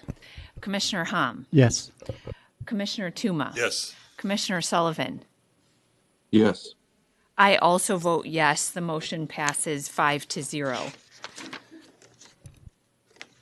Well, thank you, Mr. Heinen and Dr. Lieb and everyone. That was quick. So now, Ms. Terwilliger, will you please introduce agenda item number 3? Chair and Commissioners, item number 3 is docket E0015M-25-140 in the matter of Minnesota Power's 2025 Integrated Distribution Plan. There was one new decision option filed by Commissioner Partridge, an alternative to 4, and then the other aforementioned wildfire ones. Staff has nothing further, but is available for questions. Okay, thank you, Ms. Terwilliger. And Commissioner Partridge, should we start with you for questions or? Sure. I think we've talked about most of these so far. I think one thing I just wanted to confirm with the company is that, so you do support Partridge Alternative 4, which is to add some discussion items for consideration in the improvement work group. Chair Sieben, Commissioner Partridge, we do. Excellent. And then you have no concerns about Sieben's new wildfire plan other than what we added? Chair Sieben, Commissioner Partridge, we do not. Okay. I have one question for the department, and that's just a question on number 6, which is, I know the company has agreed to this, but it's to require that Minnesota Power evaluate strategic undergrounding along other reliability tools. And my only question there is that I know in Xcel's docket, you're recommending that Xcel stop its undergrounding program. So I'm curious about where the difference is in opinion. I mean, certainly I would imagine the company is evaluating undergrounding as part of their overall tools, but do you feel that they're underutilizing undergrounding? Chair Sieben, Commissioner Partridge, thank you for the question. I think it's important to first clarify. I think there was a mischaracterization of the department's position in the briefing papers. We are not recommending that Xcel stop undergrounding lines. We're recommending that Xcel. Minnesota Power. Aren't we talking about Minnesota Power? Oh. The current there were undergrounding projects in the rate case that already went through. Our recommendation is that the existing undergrounding projects that Xcel have, they consider alternatives before moving forward with those. So it's not that we should stop undergrounding, it's that we should look at what's currently in the queue for undergrounding and consider alternatives. And I think we feel that all of the utilities, especially the IOUs, could benefit from more consideration of looking at potentially cheaper alternatives to undergrounding rather than sort of blanket undergrounding the entire system. So, Dr. Lieb, I'm confused about your recommendation on number 6 then, because you're directing them to specifically evaluate strategic undergrounding, and yet you're telling us that you want them to look at other cheaper options. So I'm asking you to clarify. Thank you, Commissioner Sieben, or Chair Sieben, Commissioner Partridge. The intention of 6 is that they should evaluate strategic undergrounding alongside other potentially cheaper options. So if the company is considering strategic undergrounding X number of miles of line, they should evaluate whether they want to underground that line or if there's a other alternative option that would achieve a similar reliability benefit at a lower cost to ratepayers. Okay. Do you feel like number 6 has captured what you're wanting them to do? Yes.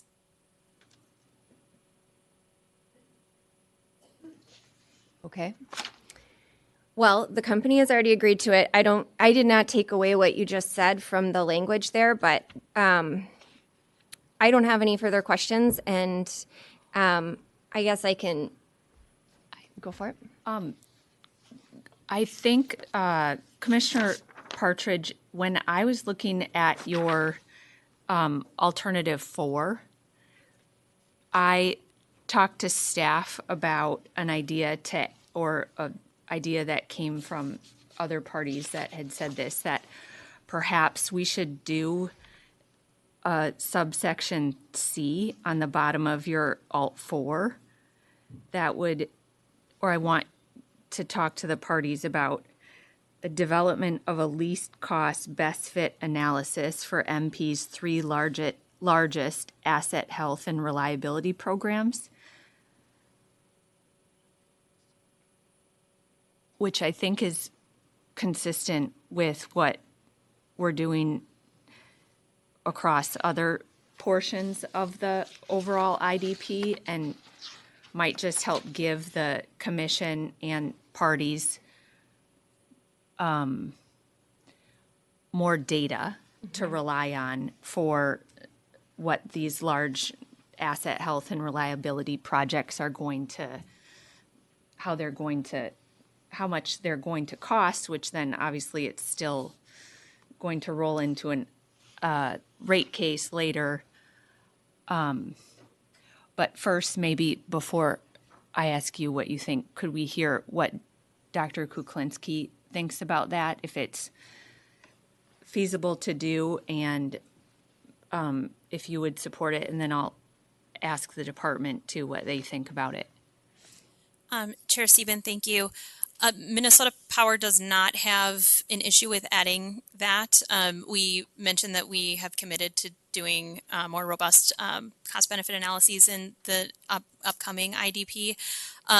Is it cost best fit analysis, or is it, I mean, maybe it doesn't matter, but just want to be clear, is this like CBA? Right. Okay. Right. It was a CBA or a least cost best fit analysis, right? Ms. Terwilliger, that's what we had talked about, or the idea would be it would be flexible. You could certainly add in least cost best fit or cost benefit analysis to that, and that would be fine. I think they're both important tools that have slightly different they're slightly different types of analysis, but that maybe would allow the work group to determine which one was the best fit for these for a best fit. Use your Fitbit to do it. Dr. Lieb, concerns about that? Chair Sieben, we appreciate the modification and we would support that. And commissioners or any concerns from Commissioner Partridge, would you be amenable to folding that into your Alt 4? I would like to fold that in. So yes, I support it. I do want to make a note that one of the things that I think, and Dr. Lee brought this up in her opening, for me, when we're talking about identified reliability projects, I do favor the least cost, best fit, because a cost benefit analysis implies that we would not make an investment if it's not cost effective. It doesn't look at alternatives. And so, not to get ahead of us, but that's why I didn't include that language in my proposal for the Xcel 27, is that if we have a known reliability issue, I think the best approach is to find out how do we fix it with the least cost solution. So I do support that. Thanks. Well, and that's why I struggle with the or cost benefit. I think you're right when it comes to distribution planning.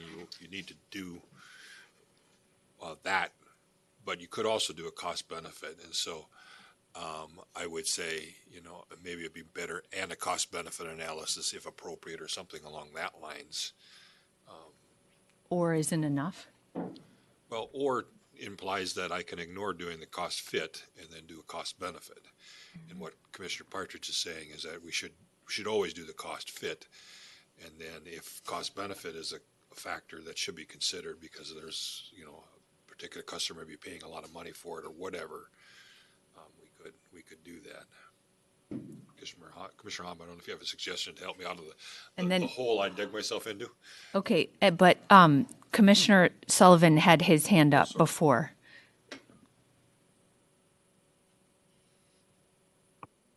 I guess I'm just, since we're talking about it, and I appreciate Commissioner Partridge raising the point and Commissioner Tuma going on it. I mean, one of the things that I have been a little bit vexed about throughout these proceedings is the department's insistent that we do cost benefit analysis on these types of projects. And I would just like to hear just a little bit more. I don't want to go into a deep, rabbit hole here, but I'm curious, like when we have, reliability is fundamentally something I don't think you should apply cost benefit analysis to. Oftentimes the answer is going to be, be unreliable. It's cheaper. And I just am kind of curious where the department, how it's thinking. I'm trying to really put my head, understand what the department is thinking about, because I appreciate your analysis and your concern. And quite frankly, I'm just like wondering, if you're deciding how many ICU beds or the hospital needs, you don't do a cost benefit analysis on it. You got a surge problem that happens rarely, and you got to make sure that there's enough beds there. And that's the same problem here. So I'd be interested if Dr. Lieb could just kind of help me at a macro level understand better where they're coming from. Dr. Lieb. Sure. Chair Sieben, Commissioner Sullivan. I think as I've been preparing for this docket, I think there's a challenge of cost benefit analysis, the other one that is cost benefit best fit. I also think there's a way to just think about it as an economic optimization, and I don't think any of these, I think it's challenging that some of these things are specific terms of art that have meaning to somebody one way or the other. I think at the end of the day, the department is recognizing that these budgets are expanding at a very rapid rate, and the utilities providing very little transparency on why they are expanding at such a rapid rate. And I think it's really important to recognize we're not advocating that that we should reduce reliability. We are advocating that we should understand how much we are investing in the system and what type of event we are avoiding by making that investment. If we are avoiding an hour of outage once every 100 years, then we should understand if we want to spend a large amount to avoid 1 hour of outage over a 100-year period, that might be where we want to be from a system reliability perspective. But we're not allowing ourselves to have a space where we ask that question at this time. The utility is defining what the right level of reliability is, and with very little transparency, we are approving that investment because the utility engineer said this is the level of reliability that is needed. So the department is advocating that we create a more transparent process for us to make that determination. And So this is why I like the independent, an independent, engineering look at, what's going on. Not some kind of false precision that, a CBA or a number will get us. Like that, I think Commissioner Partridge had mentioned, like, it's inherent in a CBA that if it, if the analysis doesn't fit within the, it's not 1.0 or 1.25 to 1, then you don't do it. And like, I think there's that's a significant ethical problem, and that we just kind of gloss over, like the system should be reliable, and we shouldn't have some kind of false kind of idea that there's a number that's go, no go. And I understand you're recognizing that, Dr. Lee, but I feel like there's a judgment call here that needs to be made, that, that ultimately it's judgment and prudency. It's not some kind of quantitative number. It's a qualitative analysis. And like, since the beginning of time, people have struggled with these capacity problems. And I do think it's pretty clear that cost benefit analysis just doesn't get to the hub of the problem. I mean, these are low probability, but extremely high consequence events, that you can discount over 100 years with the CBA. It's like, okay, well, it doesn't cost that much today. Don't do it. No big deal. I mean, I don't know. I'm just struggling with kind of just high level where the department has put its analysis. And you feel free to respond. I'm really trying to dig in and understand more. Dr. Lieb. Chair Sieben, Commissioner Sullivan, I don't think we actually have a difference of opinion on this. I think we're both agreeing that there should be a truly independent, not Xcel hires a contractor and Xcel manages a contractor to report to the commission what they want on us to see on their engineering audit, but a truly independent, transparent engineering audit that can then be used in a rate case if Xcel's not following the standards that the independent engineer determined were appropriate. And we fully support that. We appreciate the commission staff sort of pulled that out, I think, with the support of LBNL to make the process less burdensome than what we had originally proposed. But I think the second piece that we're sort of disagreeing on is the service quality docket, though, like where we set the standards, like where we say this is what the requirements need to be, this is what the analysis needs to be, isn't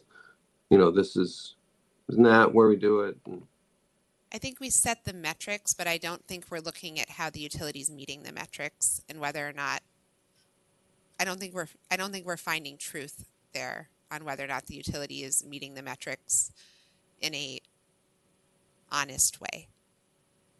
But I think more importantly to the other piece on the CBA, it's important to see the cost benefit analysis and understand if the utility is truly avoiding are they truly avoiding a catastrophic reliability event, or are they avoiding an event that has an extremely low probability of happening, and if it were to happen would have almost no impact to customers on the system.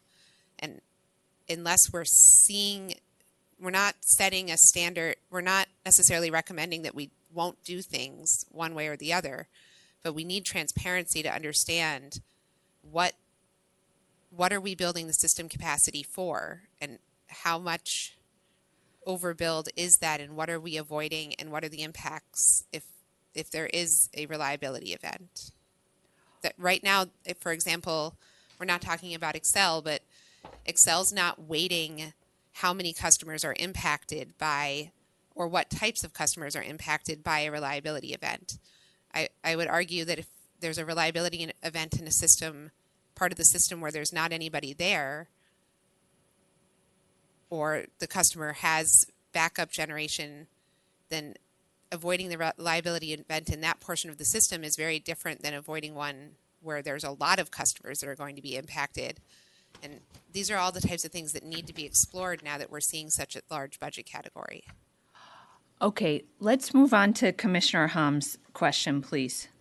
Thank you, Chair Stephen. So I took it a little bit differently, but department already spoke for itself. But I was thinking about the right sizing. So aging infrastructure should be replaced, period. 0, 1 is a 1.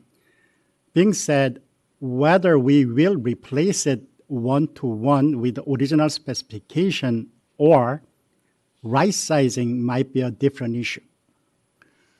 Also, sometimes utility finance, they have to spend money. So when they don't have enough place to spend money, they may decide to replace this distribution system about 1 or 2 years earlier than life cycle.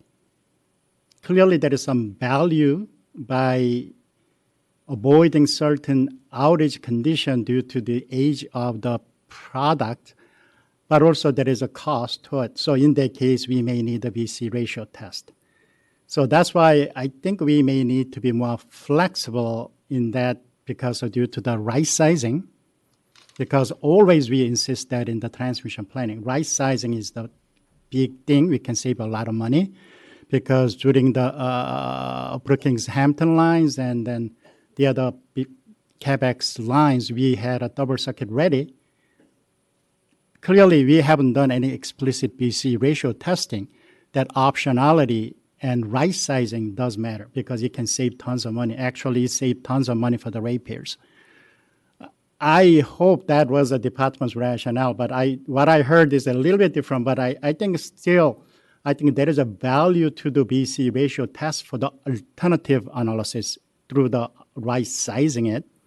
And if utility wants to replace your distribution system ahead of life cycle, clearly we need the BC ratio numbers because it's not a 1 yet. It's a maybe 0.9. That means we have to see what is the benefit ratepayers are getting if you want to replace it 1 or 2 years ahead of your life cycle. So I think I prefer to have both language there to make sure that utilities are accountable. Okay, on Minnesota Power's IDP, then do we want to talk about other parts of it, like the electric vehicle portion, or are there questions around that? And I'd note that at the beginning of comments, I think it was the clean energy groups, or maybe it was fresh energy, said that they were really, the CEO said they were really strongly in support of decision options 16, 17, 19, and 20. And Dr. Kuklinski, can you clarify where the utility is on those? If I'm not, sorry, I could probably look too, but. Chair Sieben, yes, thank you. We're happy to clarify and appreciate the opportunity to do so because we actually were able to coordinate with the CEGs ahead of the hearing today, and I apologize we weren't able to submit into the record a language change, but for at least decision option 16, Minnesota Power had indicated that we were opposed to that decision option to commission staff as filed in the record, but the only reason we were opposed to that is because we had proposed a commercial fleet element in our recently approved MDU program and our Make Ready program, and that wasn't approved. And so we were just hoping for a little flexibility here so that it's not a specific to Make Ready, and also that it could be filed with our next IDP if the commission approves that to be filed in 2028, because I don't know if we were totally clear on the timing on that. Do you have language that we could see, or do you want to read it? Sure. So it would just be striking Make ready. So require Minnesota Power propose a program for commercial fleets as supplemental filing to, excuse me, and that's the change. The filing, it wouldn't be a supplemental to this TEP. It would be filed with our next TEP.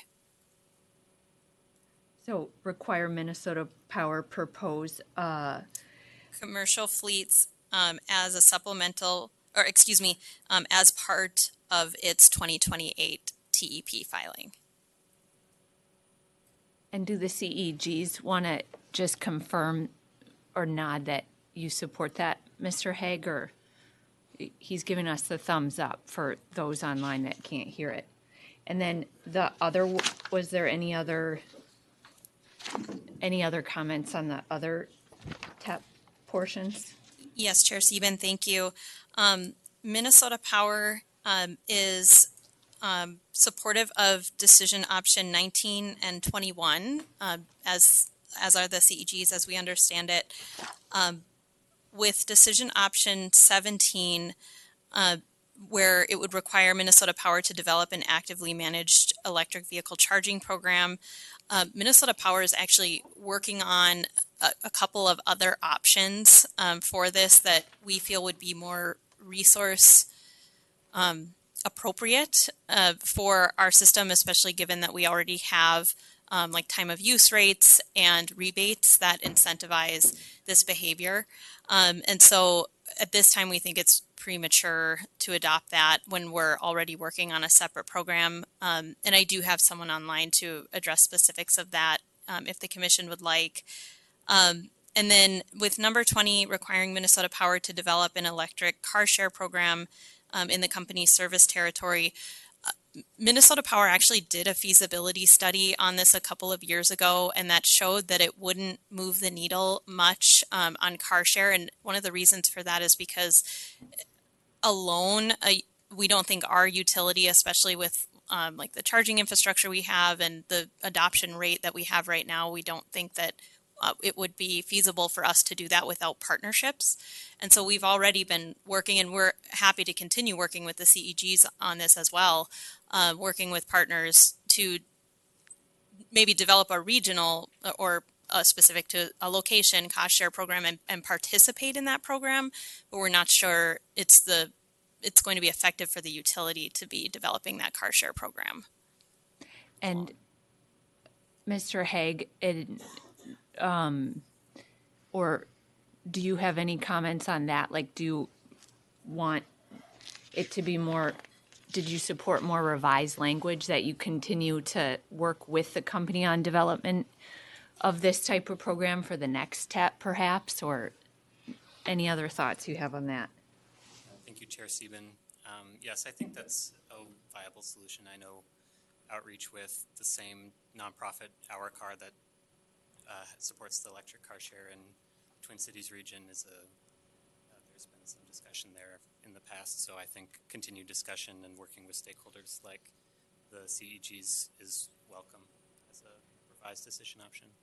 I'll also note that the next TEP, I believe, is due November 1st, 2027, not 2028. Just. Oh, as it says in 19 there. Ms. Terwilliger? Chair Sieben, if the commission moves decision option 2, that would stagger the filing dates. That would also move the date of the transportation electrification plan to 2028, and staff does recommend keeping the TEPs and IDPs filed in the same year. So it would be in 2028, not 27. Okay. I don't know what my colleagues think here about that, or about a revised 20, but it would be something like, I think what I just heard is like require Minnesota Power to continue to talk to stakeholders about developing a potential electric car share program for the next TEP or something like that. That's the idea. That Chair Sieben, I already gave some language to our order writer that I think should incorporate more reporting on both the residential options and on the car sharing.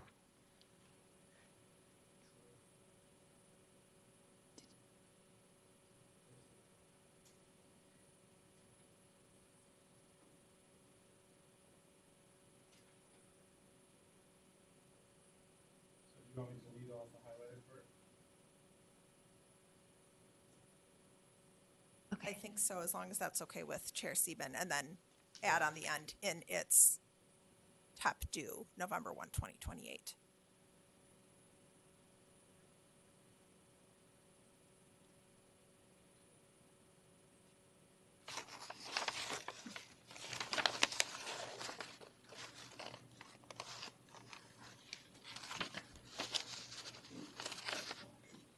So does that work, or does anybody else want to comment on that? You're good? Dr. Kuklinski? Chair Sieben, thank you. Yes. Okay. Other questions from commissioners about the overall docket? Commissioner Sullivan, anything? Then are we ready for a motion? Commissioner Partridge? I think I am. I'll crowdsource this one. Okay. Let me go back here. All right. So my proposed motion is 1, 2, and 3. Partridge alternative 4 as modified. 6, 8. Sieben new 12 as modified. 15. 16 as modified.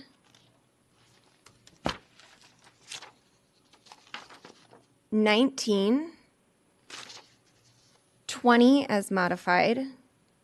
And 21.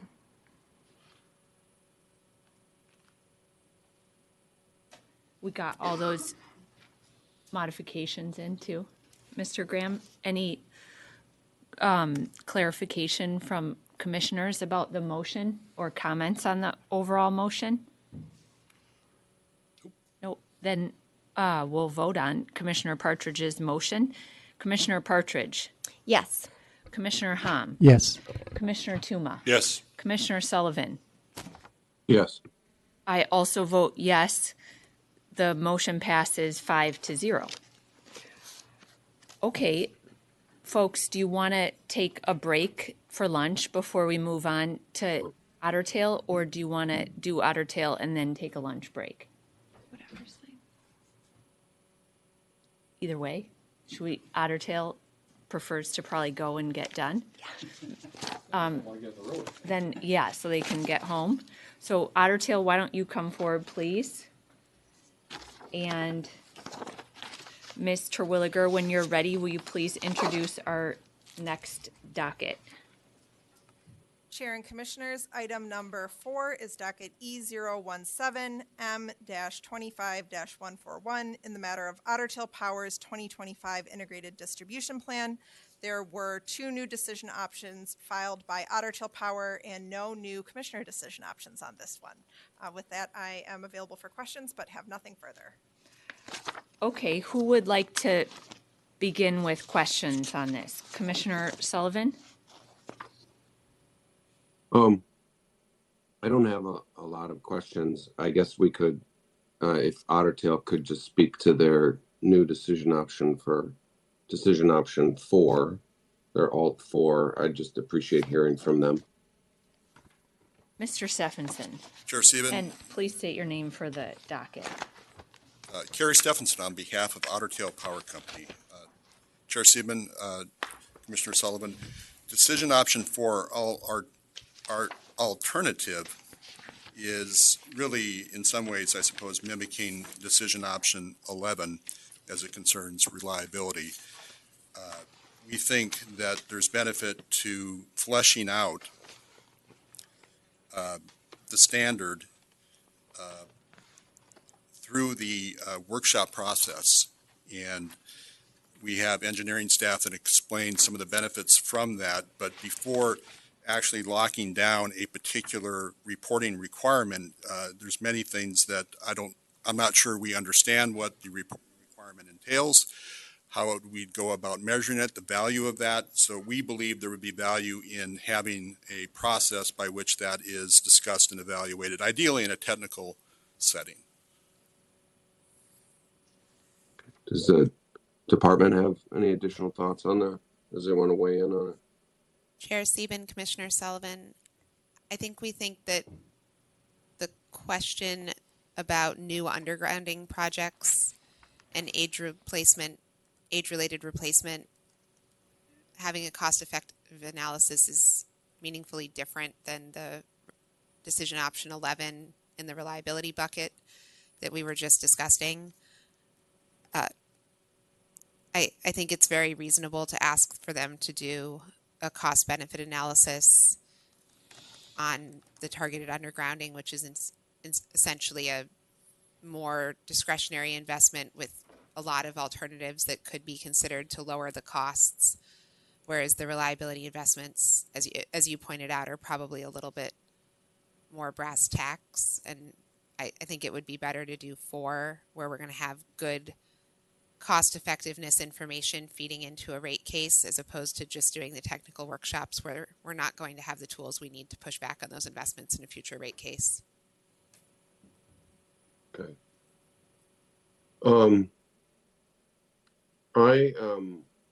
So I'm just kind of noodling on all this. A little bit more directly into the mic, Commissioner Sullivan. Sorry, it's a little hard to hear you.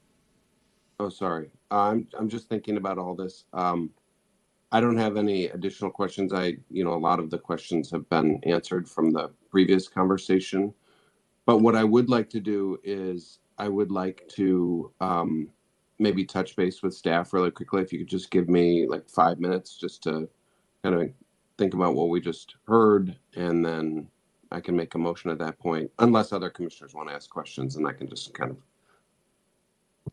work. No one else needs time for questions, so if how about we take a recess until 12:30, and okay. Anything else before that, Commissioner Sullivan? No, I'm good. Okay, the commission stands in recess until 12:30 p.m.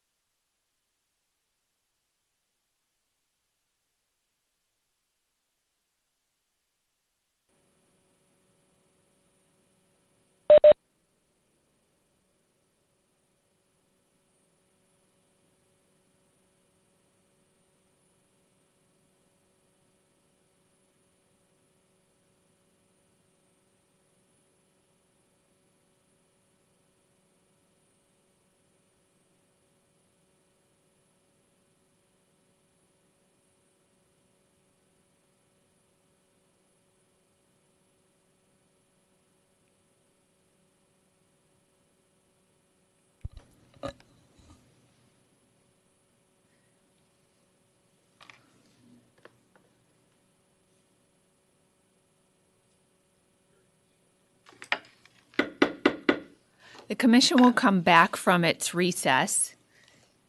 Commissioner Sullivan, do you have a motion? I do. Thank you for the little moment there. Thinking about that conversation we had there with my question to the department and to Mr. Stephenson, we've developed some new language that is basically just Commissioner Partridge's language from Minnesota Power's IDP, and it's flashed up here. So this will be decision option. I'm going to move this decision option as a new 4. Folks want to take a quick peek at it, feel free. Okay, But what I'll do is I'll make my full motion. Okay. I just want to make sure we give Otter Tail a chance to respond to it since they didn't know this was coming, Yeah. I don't think. Yeah. So, Mr. Stephenson, any comments on this new Sullivan new 4? And I know if you need time to read it or. I probably need better glasses is the problem.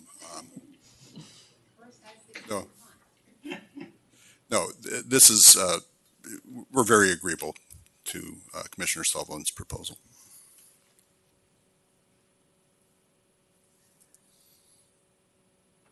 And Dr. Lieb, since it's new too, any comments on the Sullivan new 4? Chair Sieben, I would just ask Commissioner Sullivan if he wants to quantify large. Otherwise, I think we're okay with this.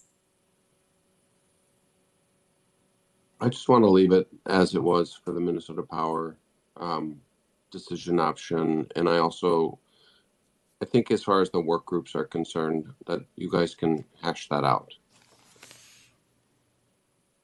And I can't see Dr. Lieb if she's shaking her head no, or what is she doing that? Who? Me. I couldn't think see. The work group can figure out what large is. Okay.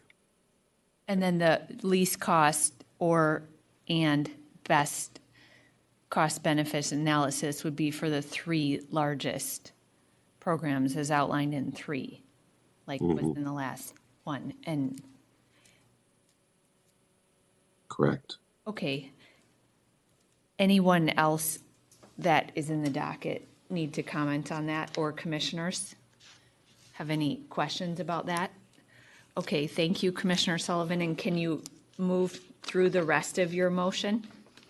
So my motion then will be decision options 1, 2, 3, then my new Sullivan, new 4, decision option 11, Sieben, the new 14 that you brought forward, and then decision option 16 to approve Otter Tail's 2025 transportation electrification plan. Great. Is there any discussion from commissioners on Commissioner Sullivan's overall motion? Then we'll vote. Commissioner Partridge? Yes.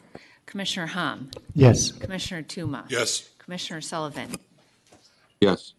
I also vote yes. The motion passes 5-0. Thank you, everyone. We will take a recess until, we'll try to get back by 1:15. It might be a little bit sooner, but let's try to recess until 1:15. But then we'll come back and take up the last item. So the commission stands in recess.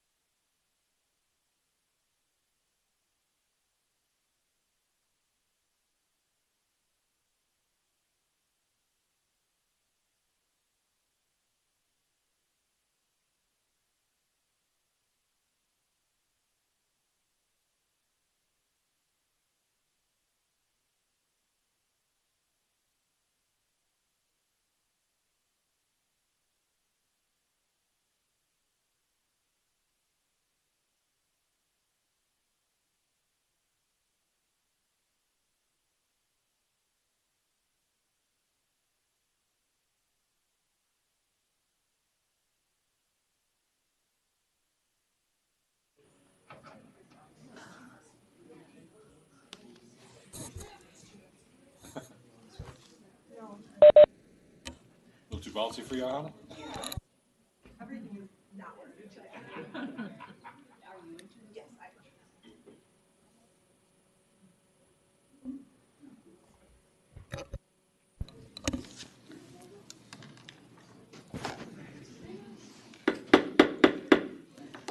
The commission will come back from its recess, and Ms. Terwilliger, will you please introduce our next agenda item? Good afternoon, Chair and Commissioners. This is apparently the one microphone that works. The fifth and last agenda item of the day is docket E002M-25-142 in the matter of Xcel Energy's 2025 Integrated Distribution Plan. There have been multiple filings. Parties sent in their preferred decision options, which were compiled and filed by staff on July 27th. After that, Commissioners Partridge, Sullivan, and Hom filed preferred decision options, and in Commissioner Hom's case, preferred motion as a starting point for discussion. I have nothing further, but I'm available for questions.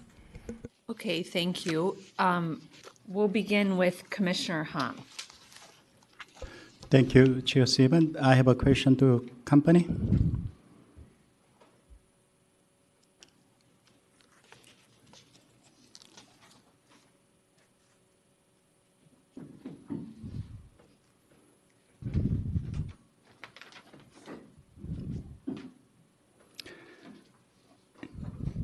Thank you, Chair Sieben. I will make some statement first before I ask a question to the company.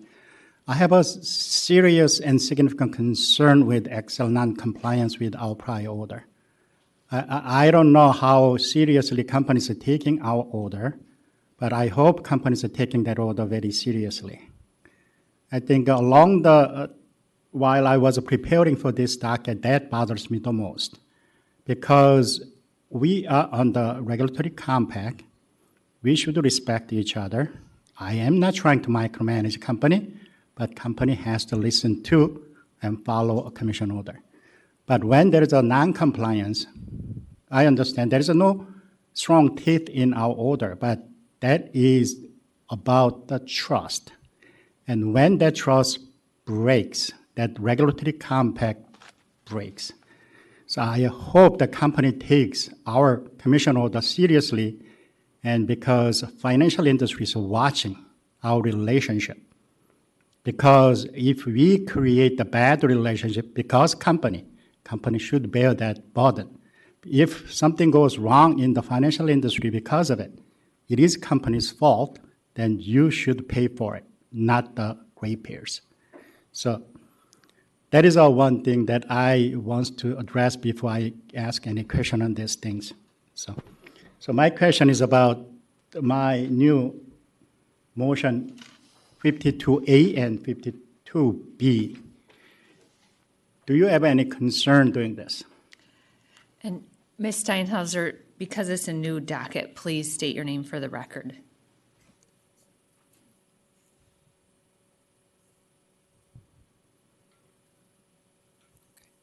Chair Sieben, Commissioner Hom, thank you for the question, and I do want to say that we do take it seriously. We did think we were complying, and obviously there's a disconnect there, but we didn't intentionally not comply with the order point, and are obviously happy to provide the additional information. And your name. Oh, gosh. Lauren Steinhauser on behalf of Xcel Energy. Thank you for the reminder. I'm joined today by Brian Munson, and I'm going to defer to him on this question. Thank you. Mr. Munson. Good afternoon, Madam Chair, Commissioners. Brian Munson with Xcel Energy. I think so regarding flexible interconnection, I think our intention was not to say that static flexible interconnection is not part of the plan for flexible interconnection. It was more a question of sequencing. Really that our DERMS plans sort of were accelerated by other initiatives, including Capacity Connect. And for that reason, we didn't want the sequencing of doing static prior to dynamic to result in us having to slow down those other efforts. And so we really view them as efforts that should move forward in parallel. And so regarding a demonstration of flexible interconnection, static flexible interconnection, we're certainly happy to make tangible, real progress towards piloting and demonstrating that, and appreciate the intention of sort of the way those added decision options were crafted. I think our main concern, though, is with the quantity of sites to potentially be piloting at with a target of 10 projects at 2 different substations. Our concern there is just due to the nature of it being a pilot and having to work through the process of finding not only interested customers, but then doing the studies necessary to determine if flexible interconnection is a viable path for them, that it doesn't result in curtailment that would be unacceptable to that customer. We have concerns with our ability to actually identify and move forward with 10 customers by the date that's specified in that decision option. So what is the realistic number you can say that you can do it by March 1?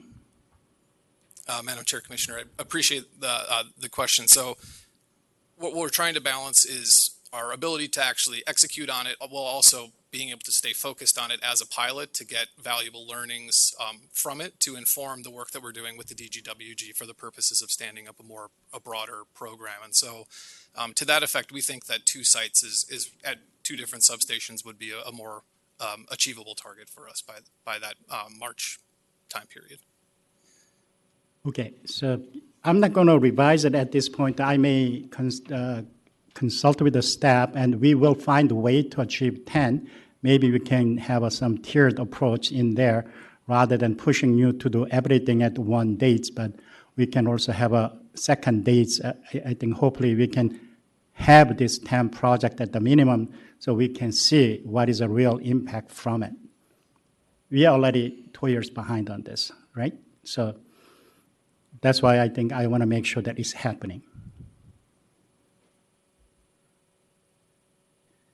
So I incorporate other commissioners' alternative in this. I intend to approve, make a motion on it. So I hope other commissioner who had that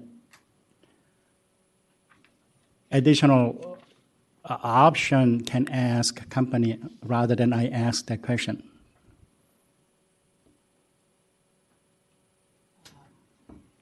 Commissioner Sullivan. So I'm assuming this is the opportunity to ask about other decision options then. Commissioner Hom, though, I just want to make sure that I understood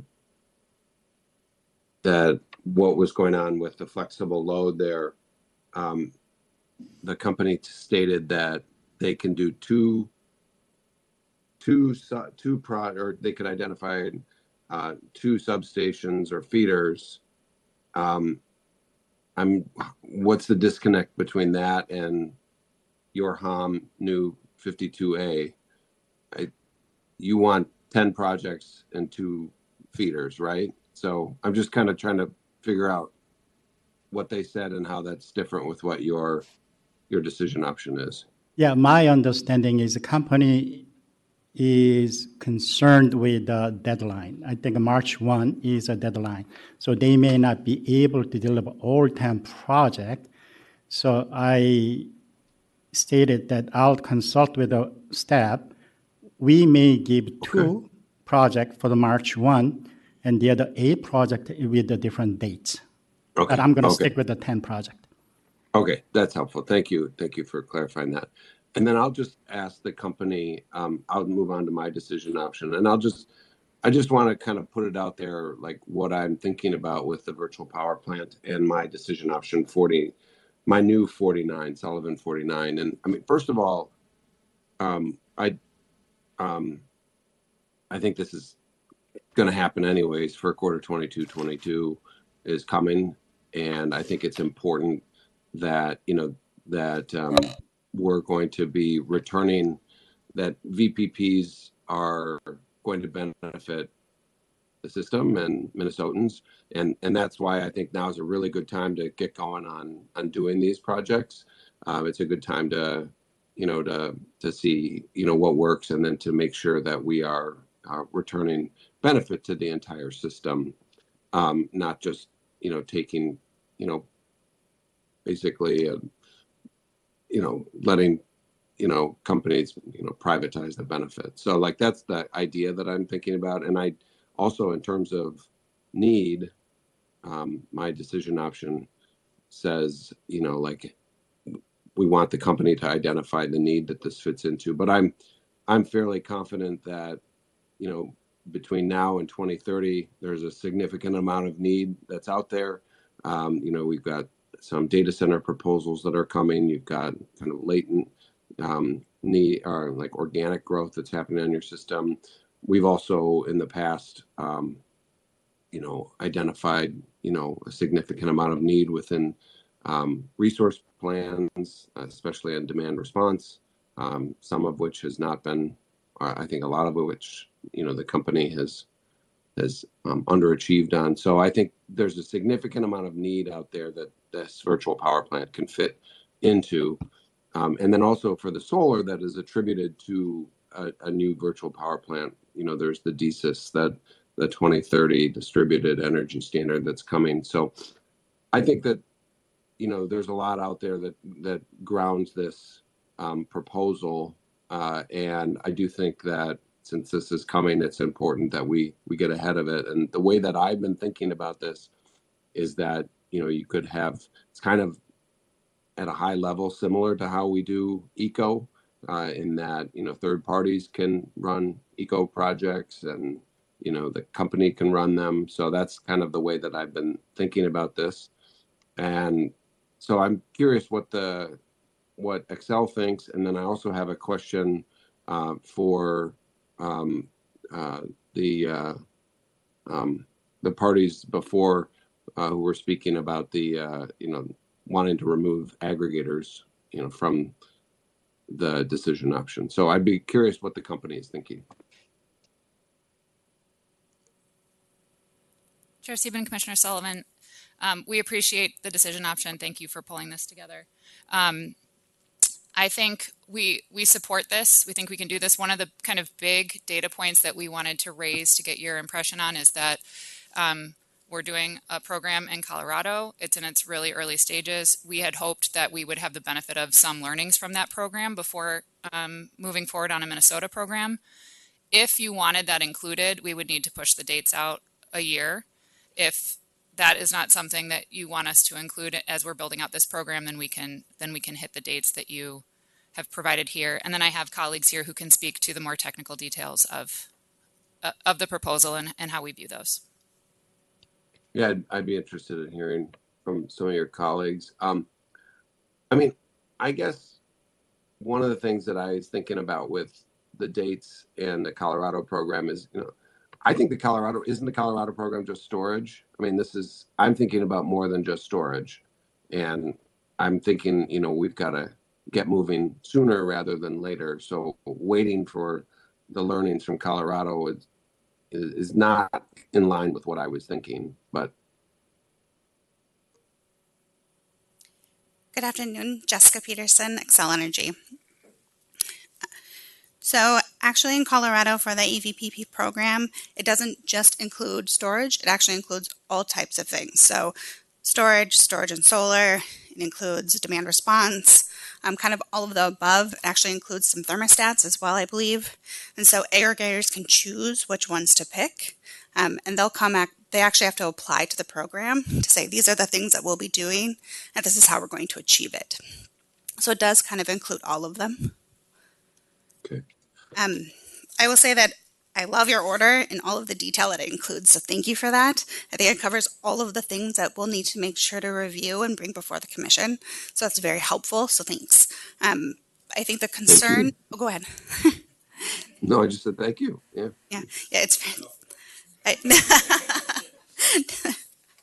I will say that the timing is concerning because we would like to use some of that learning from Colorado just to add it into the program proposals.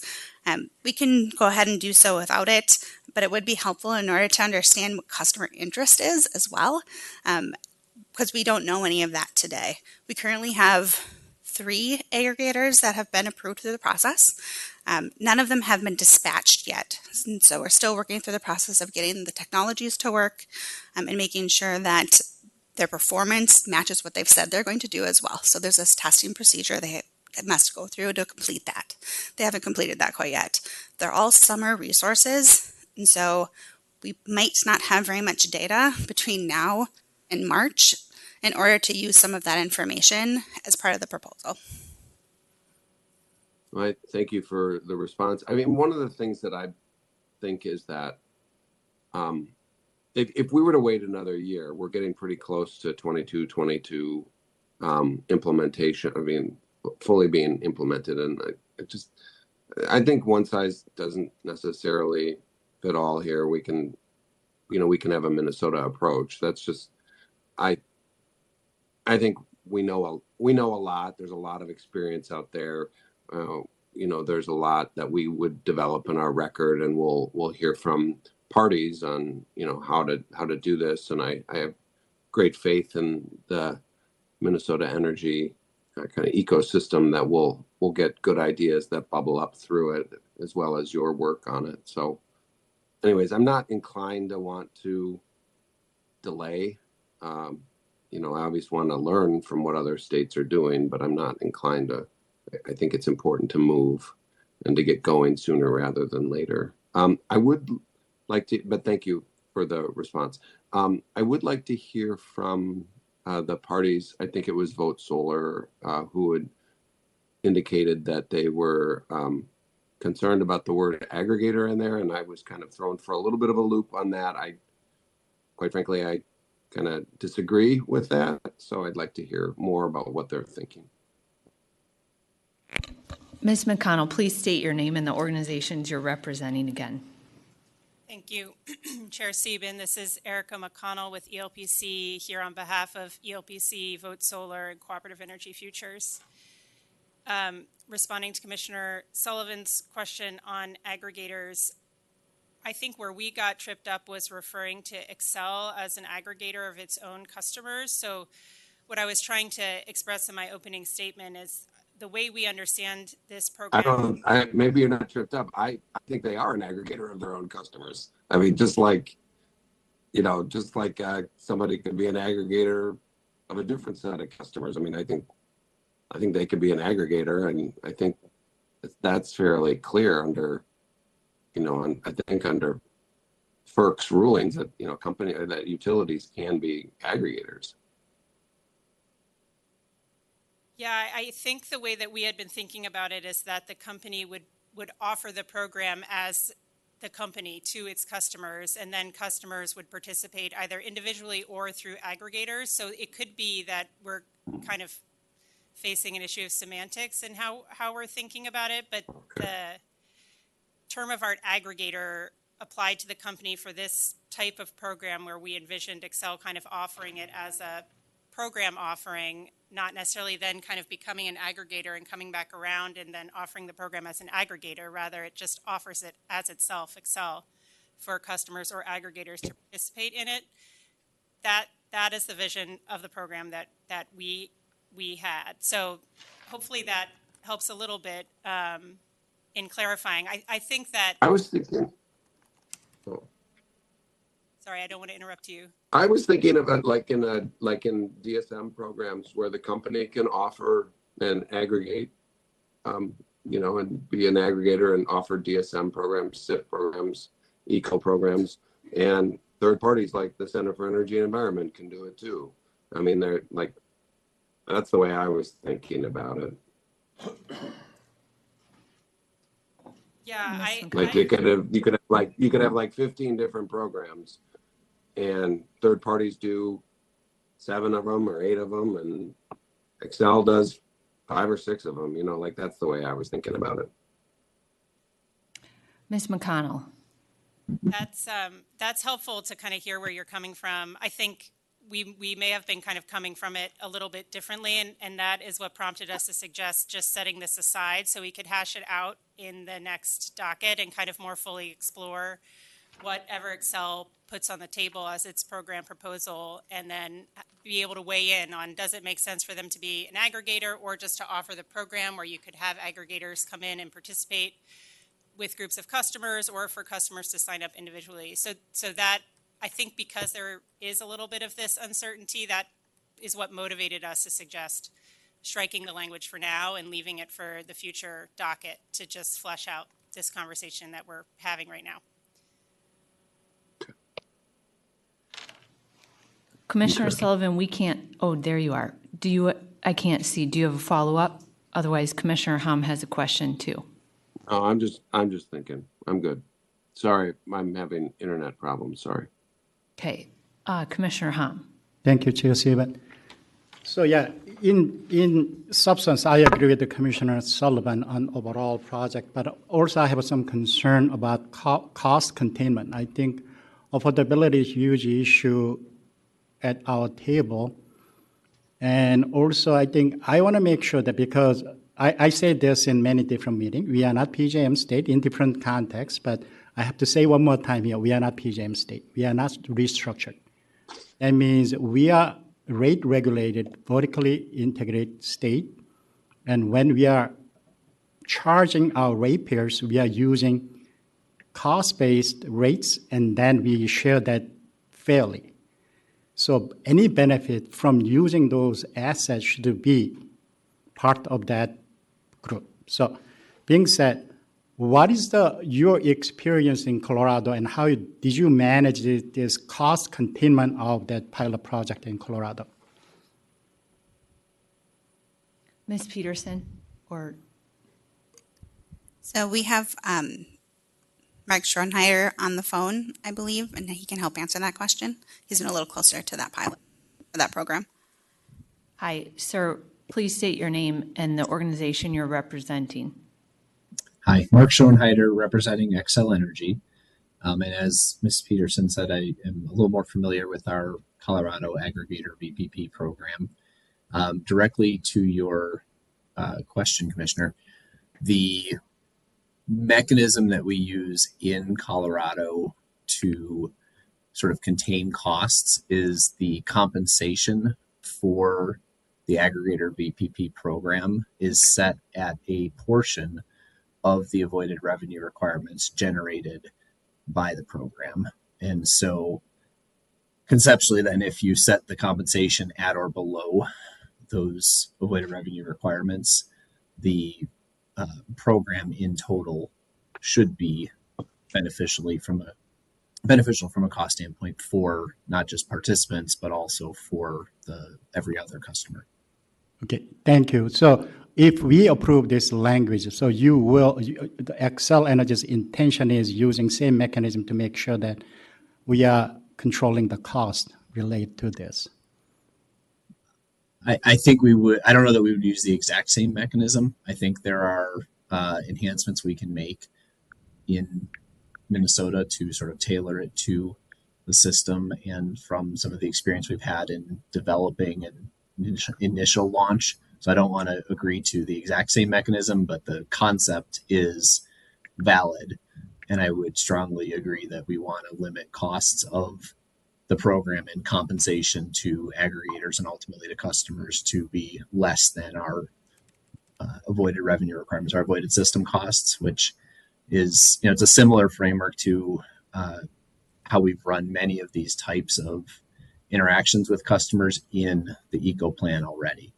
Yeah, thank you. Yeah, because we shouldn't burden non-subscriber using this program. So I'm happy to hear that. Also, another concern is related to the potential aggregational demand response. I have no concern with the concept as long as it is done by Xcel or it is done through the Xcel program.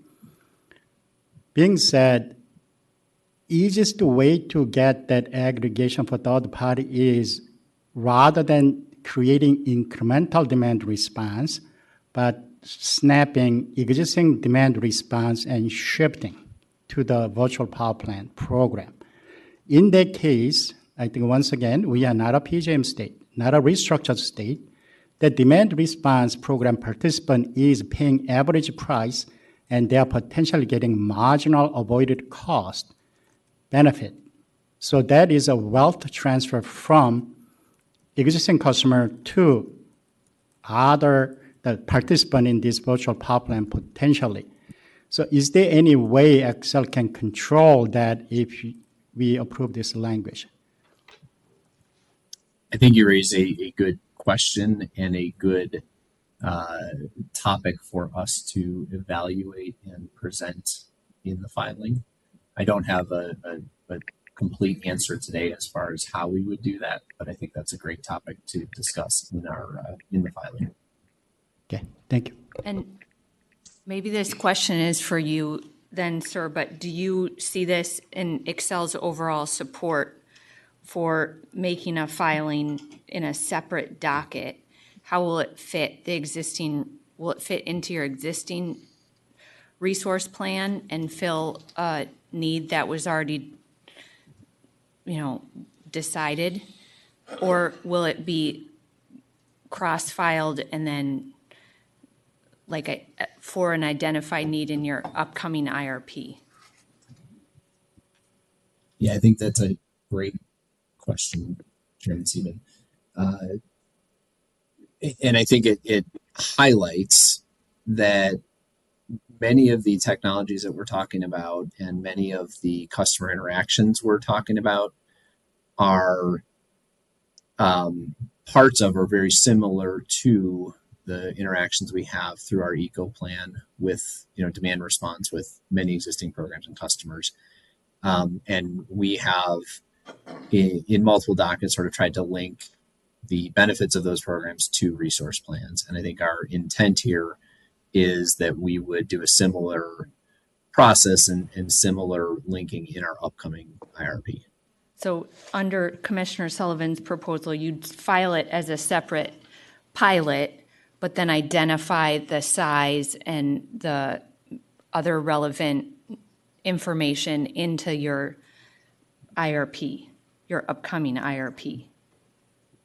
I think our intent would be to quantify and integrate the not just and this is we're sort of early days here. I think we will need to digest this as we get sort of the final decision out of this docket, but I think the intent generally is to integrate both the demand response work in our eco program plus the work in this pilot into the IRP modeling.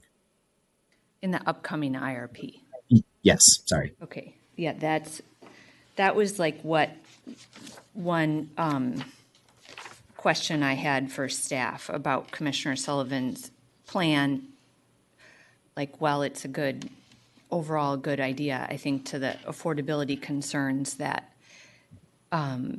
that Commissioner Hom just spoke to, we want to make sure that it's done in the most cost-effective way and that it will be helping reduce costs for Xcel's customers. And so folding it into a cross-filing of the IRP is a way to help flesh that out in my understanding and my thinking about the way this will work. So that in the resource plan that's upcoming too, it will be modeled into it and we won't be procuring extra resources just because we kind of told you to do this in the IDP. What I think I would propose, and this is a little bit off the cuff, is that within the Encompass modeling that supports the IRP, we would try to put forward a few different blocks between demand response and this VPP, and in effect, let the model select, right? The Encompass modeling select sort of the most cost-effective set of resources to meet the need.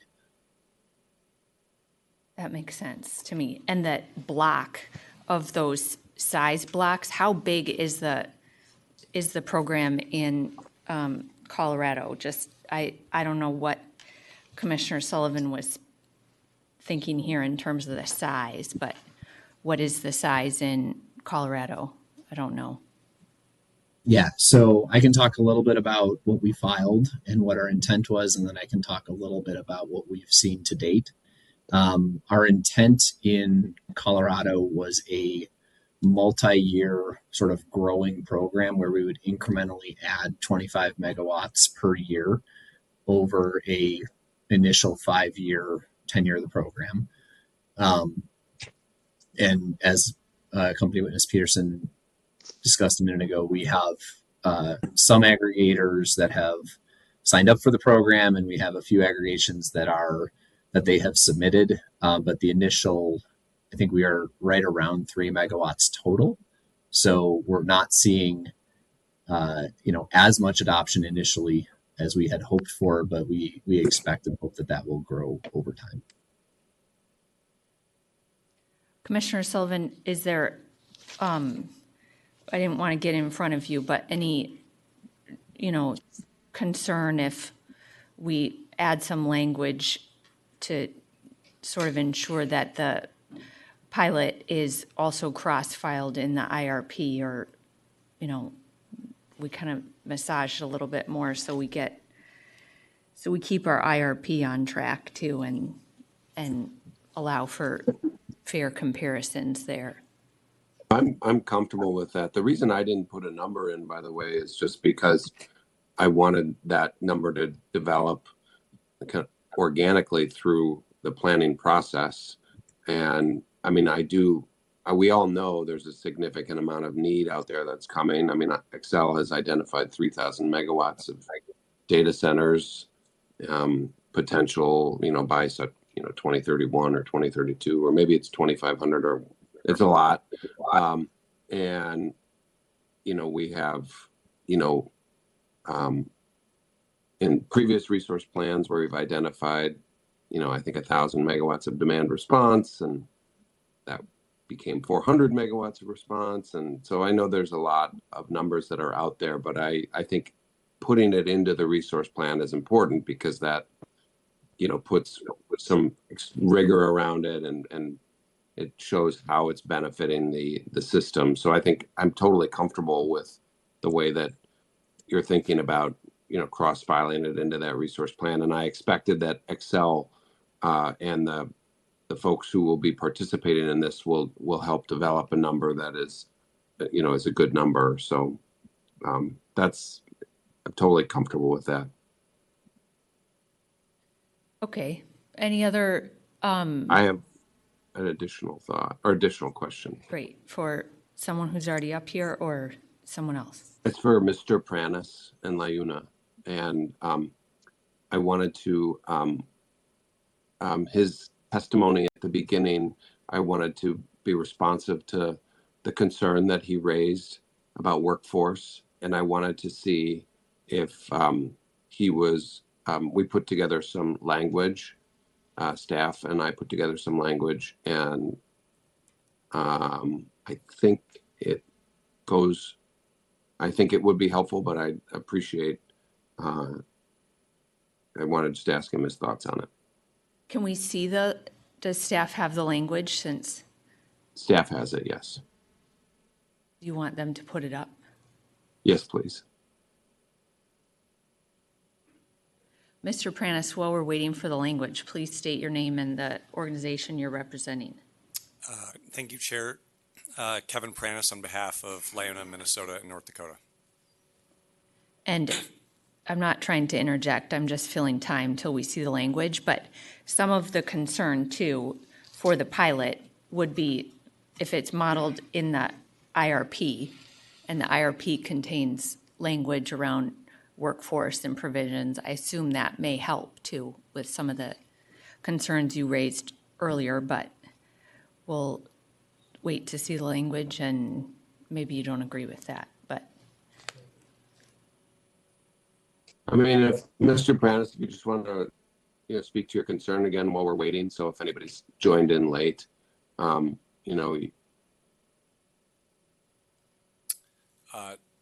Thank you, Chair Sieben, Commissioner Sullivan. So I agree with Chair Sieben's comment, and I don't think, generally our experience has been with, for example, the design of the DSES program. Xcel and other utilities have incorporated, sort of standard labor protections in there. I think the only flag that we wanted to make sure there were a couple of items that were, looking at impacts, for example, on low-income customers. We certainly want to make sure that there's also consideration of impacts on both labor standards and workforce development, and that might be the simplest thing, is to add those as considerations in the list there. I think that in reading your language, Commissioner Sullivan, I think a description of use of local labor is fine. This is the type of work where I think it's probably less an issue of local labor than the kind of, whether we're talking about the kind of job quality and economic benefit and workforce development benefits are sort of like justified. In other words, as we're comparing this resource to other resources, we want to make sure that we're either on the same playing field or minimally we understand what playing field we're on with respect to the investments and work that would be required in order to develop the VPP resources. But I think the simplest way to add that to the decision option might be simply to reference labor standards and workforce development as one of that just gives the utility clear direction that they should also consider that when they're developing a proposal, rather than the question being raised that was an inappropriate barrier that the utility had added to the program without the Commission's direction. Commissioner Sullivan. So, thank you, Chair Stephen. Thank you, Mr. Prentice. I wonder if in this, the language here, if we just change that to, instead of having local labor, that we put in there, how Mr. Prentice, you'd said, to have the company describe how it's ensuring workforce, and what was the exact verbiage you used? Chair, Commissioner Sullivan, I would suggest in that sentence to ensure the use of high labor standards and maximization of workforce development benefits, or something to that effect.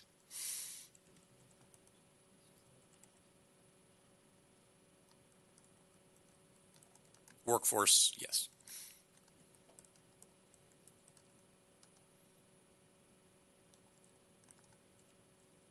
Okay.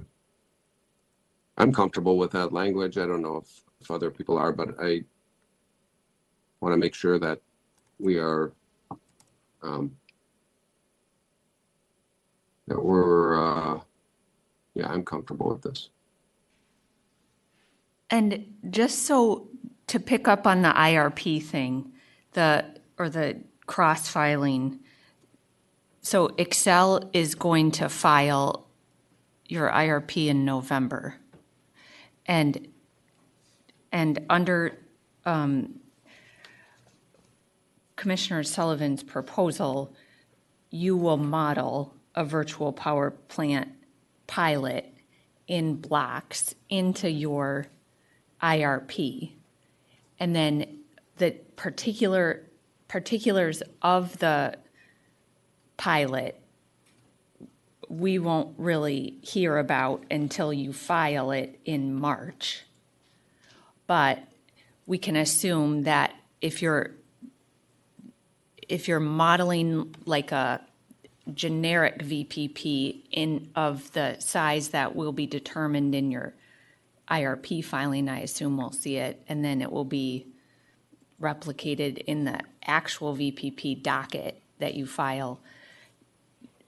You can apply the standards that are in the IRP statute to your proposal as best you can in your IRP now too, correct?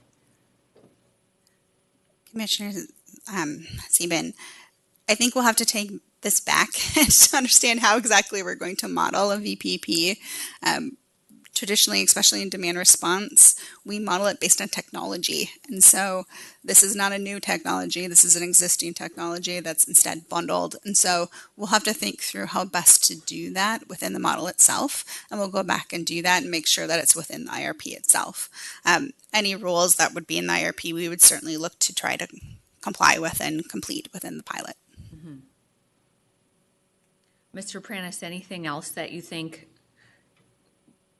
is helpful or that you wanted to say on the Commissioner Sullivan's motion? Because I think he's getting at it, like with adding this language for the filing that will come in March too. And then we'll still have a chance to like hash this out when the filing comes in March too. And the provisions that you're worried about will come up in that docket because it will be a pilot, Thank you, Chair Sieben. yes, the language on the screen, I think, addresses our concern adequately. So we're very comfortable. Okay. Commissioner Sullivan, I know, sorry, your internet isn't great, so that's why your camera's off. But did you want to hear from anybody else on your proposal or your motion? I'm good. I am going to turn my camera off now though because my internet is crappy. So, but I'm here. I'm listening. So. Okay. So, but thank you. Okay. Commissioner Hom, did you have other questions? Yeah, I have a question on 48A, but also Commissioner Partridge has a question on 51, right? Mm-hmm. Commissioner Partridge. Thank you, Chair Sieben. Thank you, Commissioner Hom. I think it's for the company. In my preferred decision option, or I should say alternative decision option 51, I asked for the company to come to the hearing with a date in mind for filing the pilot on dual fuel load control. Do you have a date? And also, do you support the alternative 51? Chair Stephen, Commissioner Partridge, we do support the alternative, and in working with CEA, the proposed date is September 1st, 2027 for the 2028-2029 heating season.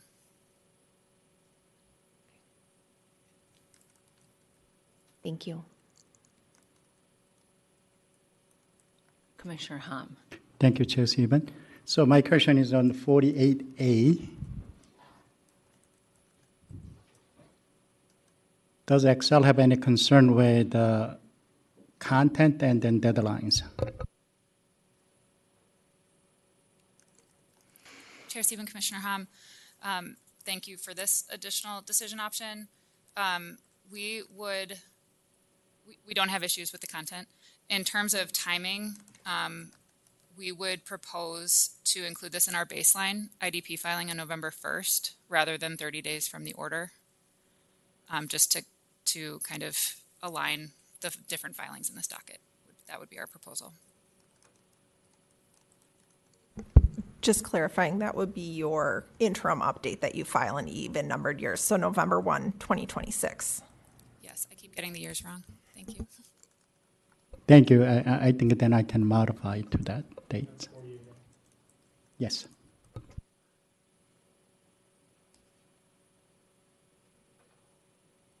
Commissioner Hom. Thank you, Chair Sieben. In general, so now I ask all these alternatives. So overall package, do you have any concern in any items?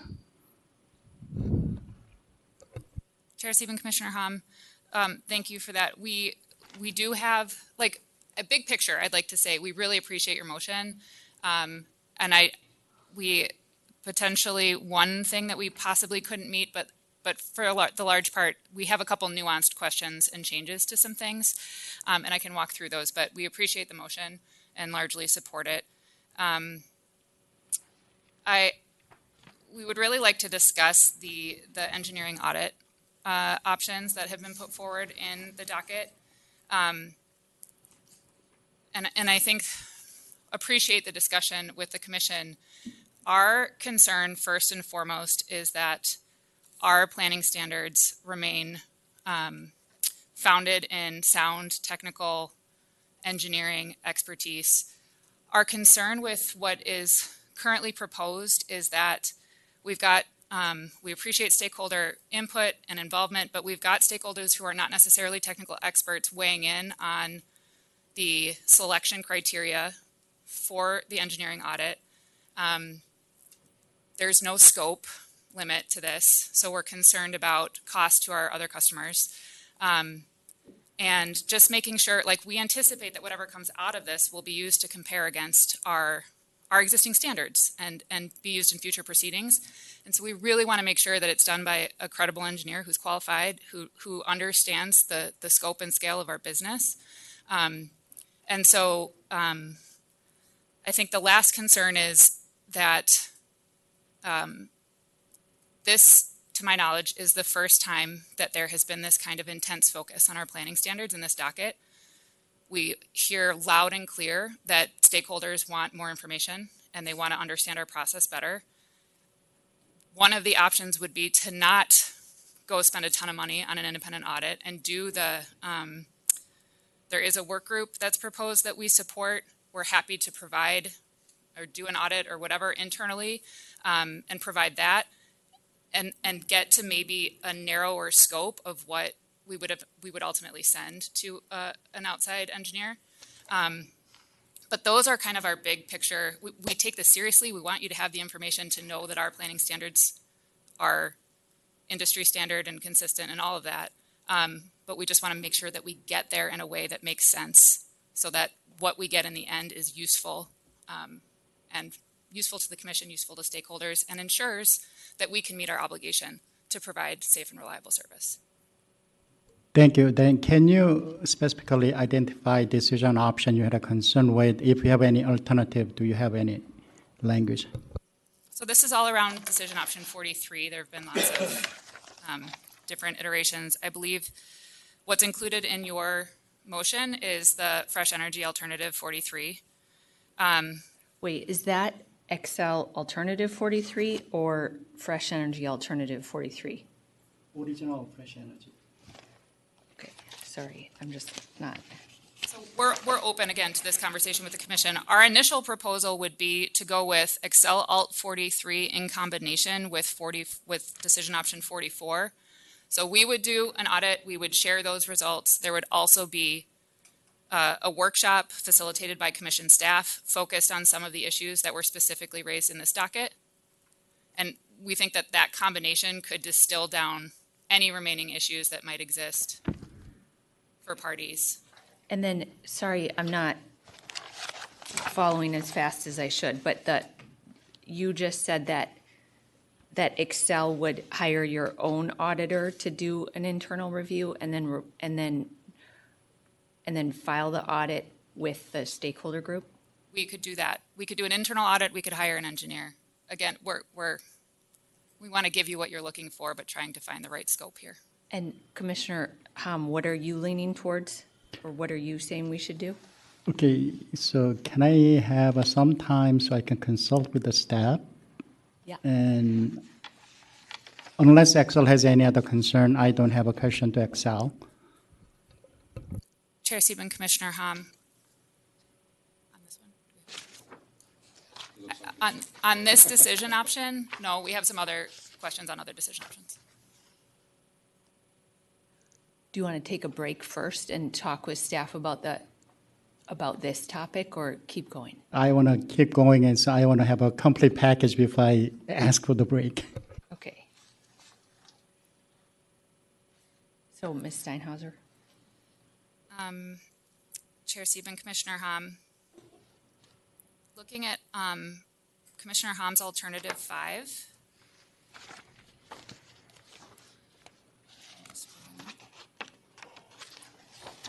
We had proposed Xcel alternative 5. Our concern with the wording of the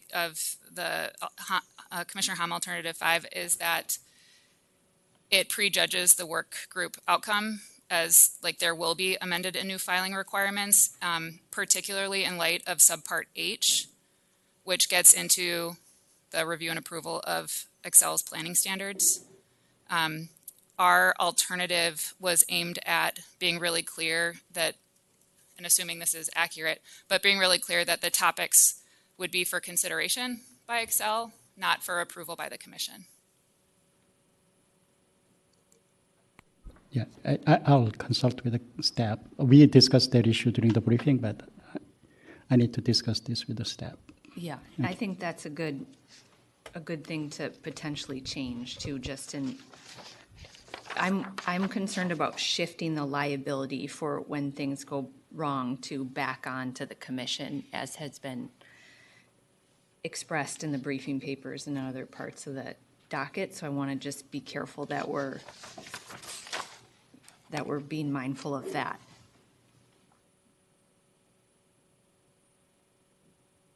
And then keep going, Ms. Steinhauser. Chair Sieben, Commissioner Hom, thank you.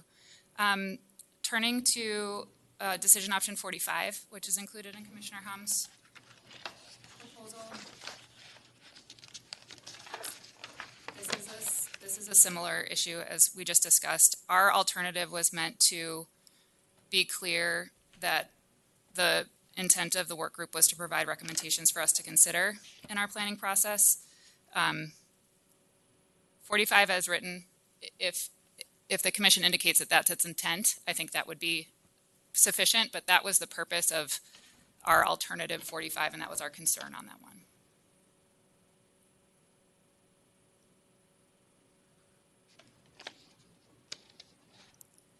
Okay, and then decision option 47.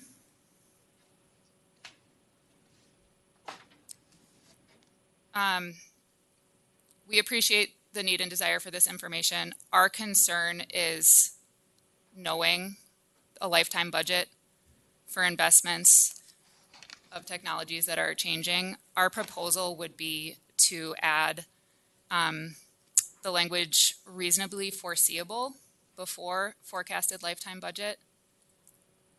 And then to have this, it indicates that they would be filed in, included in rate cases and IDPs. And our proposal would be to have it just included in IDPs and not have it included in both. Which number? And I'm referring to decision option 47 on grid modernization. But you don't, tell me what you said about the rate cases? What, I don't understand why you wouldn't have it in the rate case, because that's where the costs are recovered. Or is that not what you said? Sorry. Chair Sieben, do you want to take this? It's mostly that this is a budget that we're providing, much like the other budgets. Yeah, excuse me, the forecast. And so it currently has it included in both rate cases and IDPs. And just for consistency and consolidation of the various dockets, our proposal, this seems like it's more appropriately filed in IDPs. So the proposal would be to include that reasonably foreseeable phrase and to forecast it, and then to strike rate cases and. Oh, right. Okay. Can I have just follow? So in that case, if it's a multi-year, so you are not saying that second year or third year is not a forecast. That's actual test year. So you will provide all those three numbers in the rate case anyway, right? What you're saying is outside those test year. That's correct. Okay, thank you.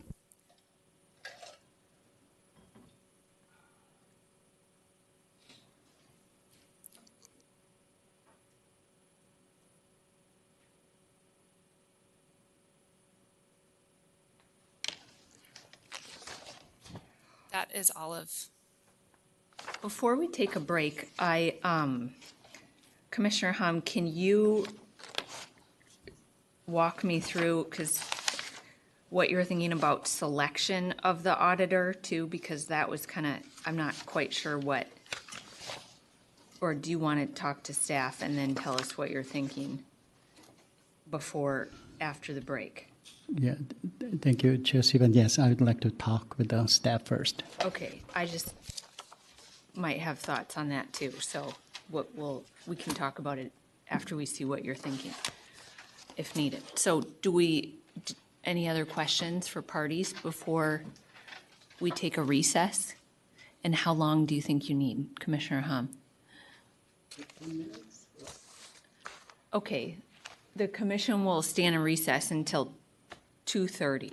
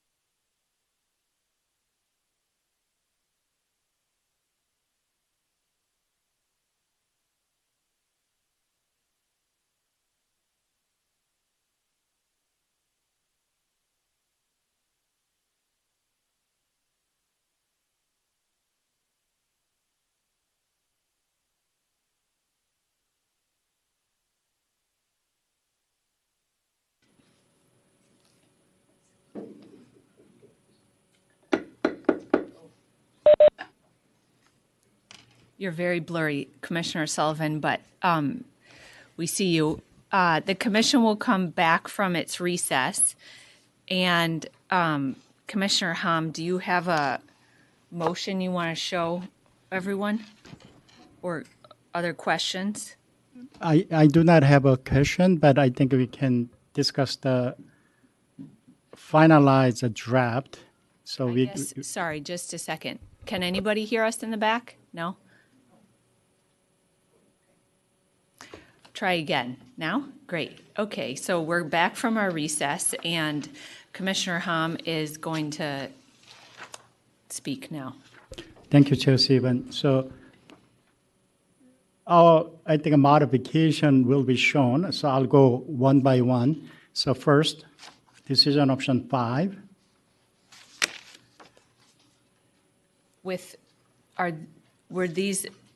Was this already included, the new language, or if it's new language from what was given to us before, will you just tell us that? So this is the package I provided yesterday, and the blue color edit is the new insertion. Okay. And just because I'm slow, will you just talk through what the blue is or what it's doing? So Xcel had a concern with, I think, original language, and then also you raised the concern that I think Xcel should be the responsible party to do its own standard. We are just reviewing it, and Xcel is responsible for overall. So we are trying to make sure that we need to see that standard, but as an information.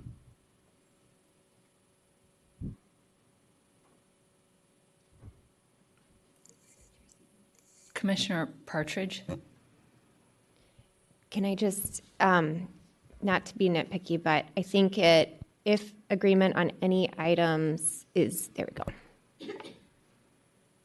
Perfect.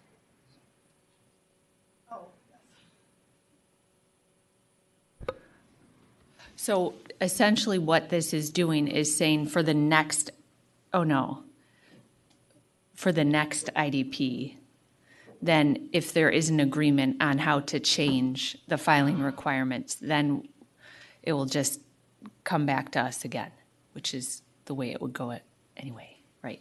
Okay. Got it? Okay, and C1 new 33, even though it's not reflected here, but it will reflect, it's already reflected. Good, thank you. So as we agree on the other dockets, and then 34 and the two more alternative 34 are stricken as we discussed.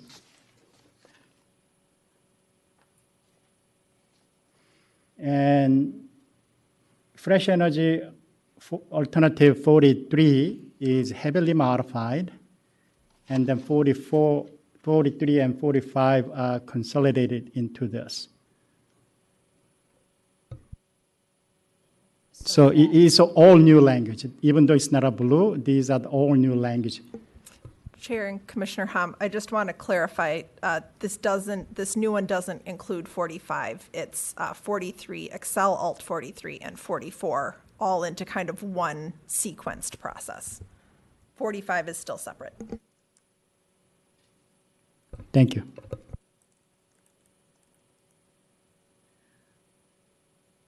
So it will be a 3-phase. So first, Xcel does its own, and the second, stakeholder discussion or the review.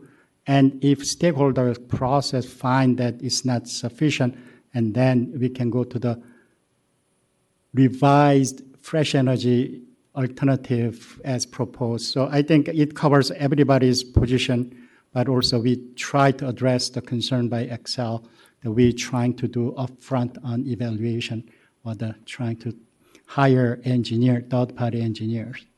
So it doesn't happen until third phase, but also at the second phase, it can stop if stakeholders agree that it's good enough. Who's selecting the engineer in this proposal? Who's deciding who the engineer is? Chair Sieben, so under the third paragraph, it says, after the conclusion of the technical workshops, delegate authority to the executive secretary to select an independent engineer and conduct an independent audit of Xcel's engineering standards. Then the scope of the audit shall be determined by commission staff based on the information produced from Xcel's internal review and the outcome of the technical workshops. So that is intended to say we're going to take everything that's happened before and that's going to inform what it is, and it would be based on that. But it would still lie with the commission. So the commission is selecting the engineer after they get, after you talk about selection criteria with the work group, and then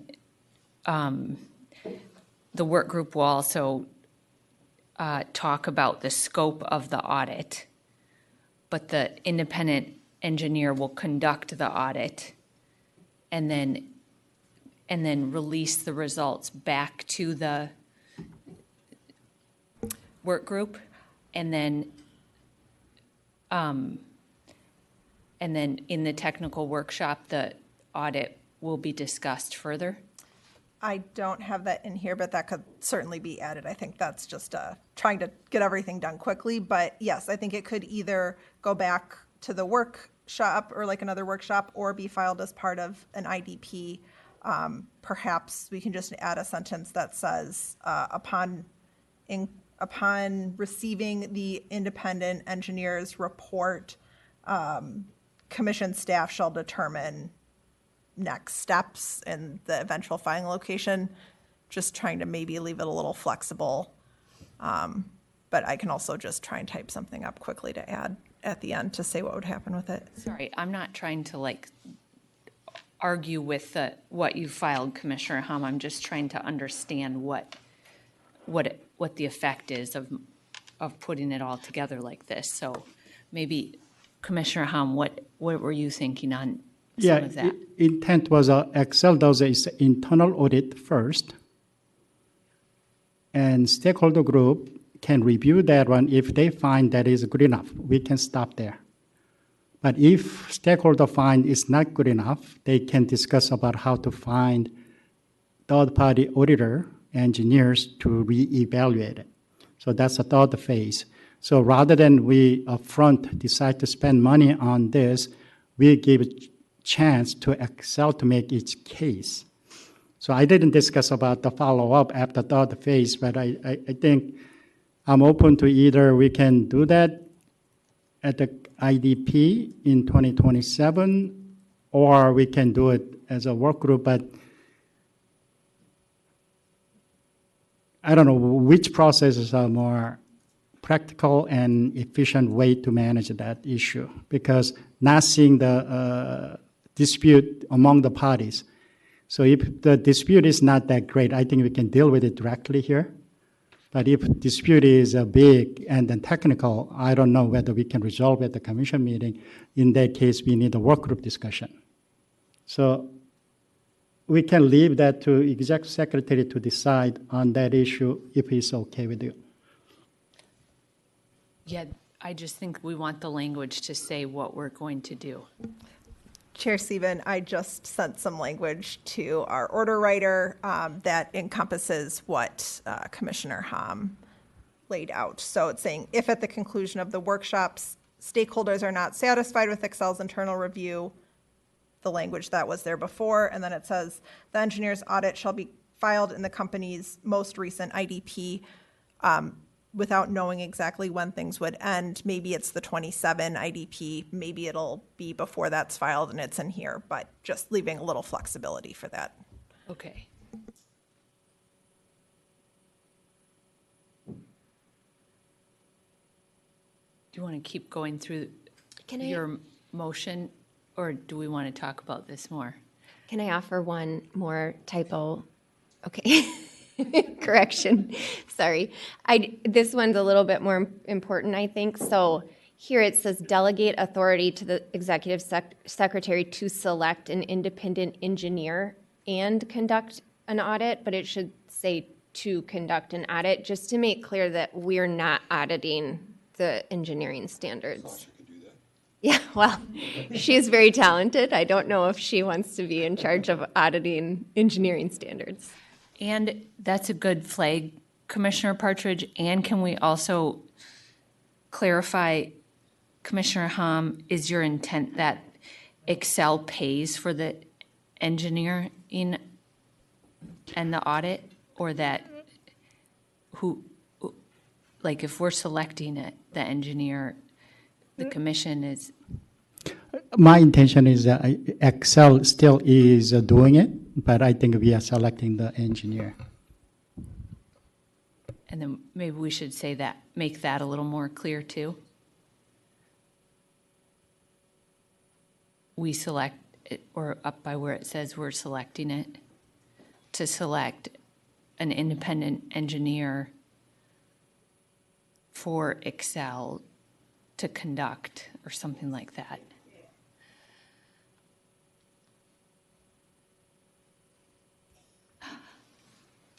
And I think we'll need to hear, do you want to keep going through your motion, and then we'll probably need to hear from parties about this? Okay, thank you. So for the decision option 45, I replaced that with the Xcel Energy Alternative 45 to address Xcel's concern and your concern that Xcel is the one responsible.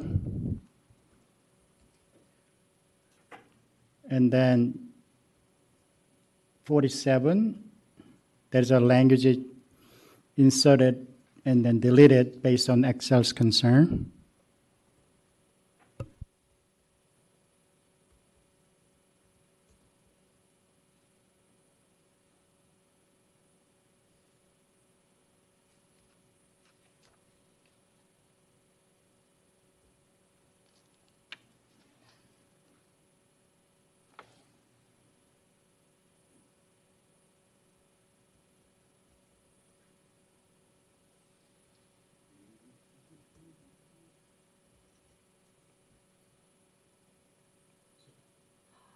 Mr. Graham? Thank you. Did we want to have them include the IDPs in that part? I think they were just having us delete rate cases and, so that's fourth sentence down, is my recollection. But maybe that's changed. So it would read, for multi-year grid modernization investments as part of the future IDPs and description of any future. I think that's how it was before.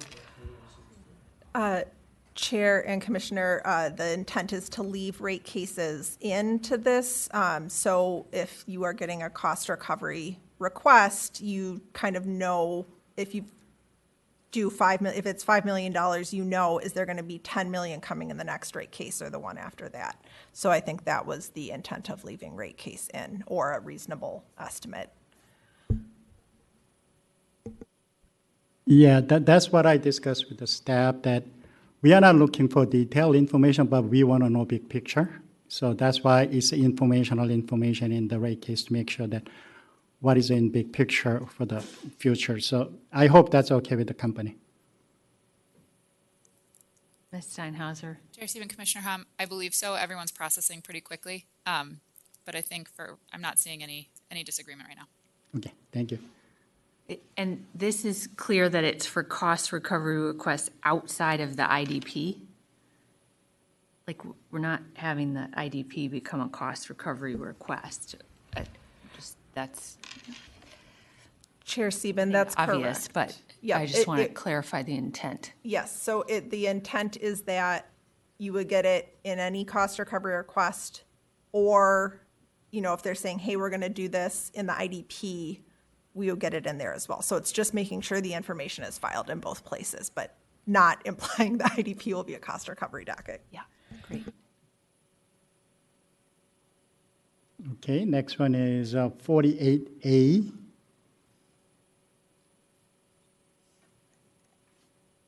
They change based on the discussion.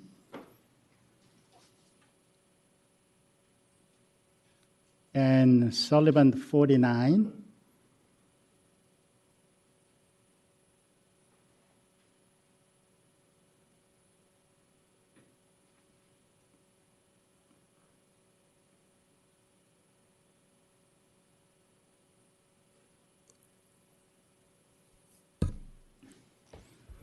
Ms. Steinhauser? Chair Stephen, can I just request that we scroll up to the initial, yes, thank you very much. Just for a minute. So the idea here is that was trying to get at like the cross-filing issue where we want it modeled in the upcoming IRP, and it, I think, helps clarify that it's going to fulfill a need in the upcoming IRP.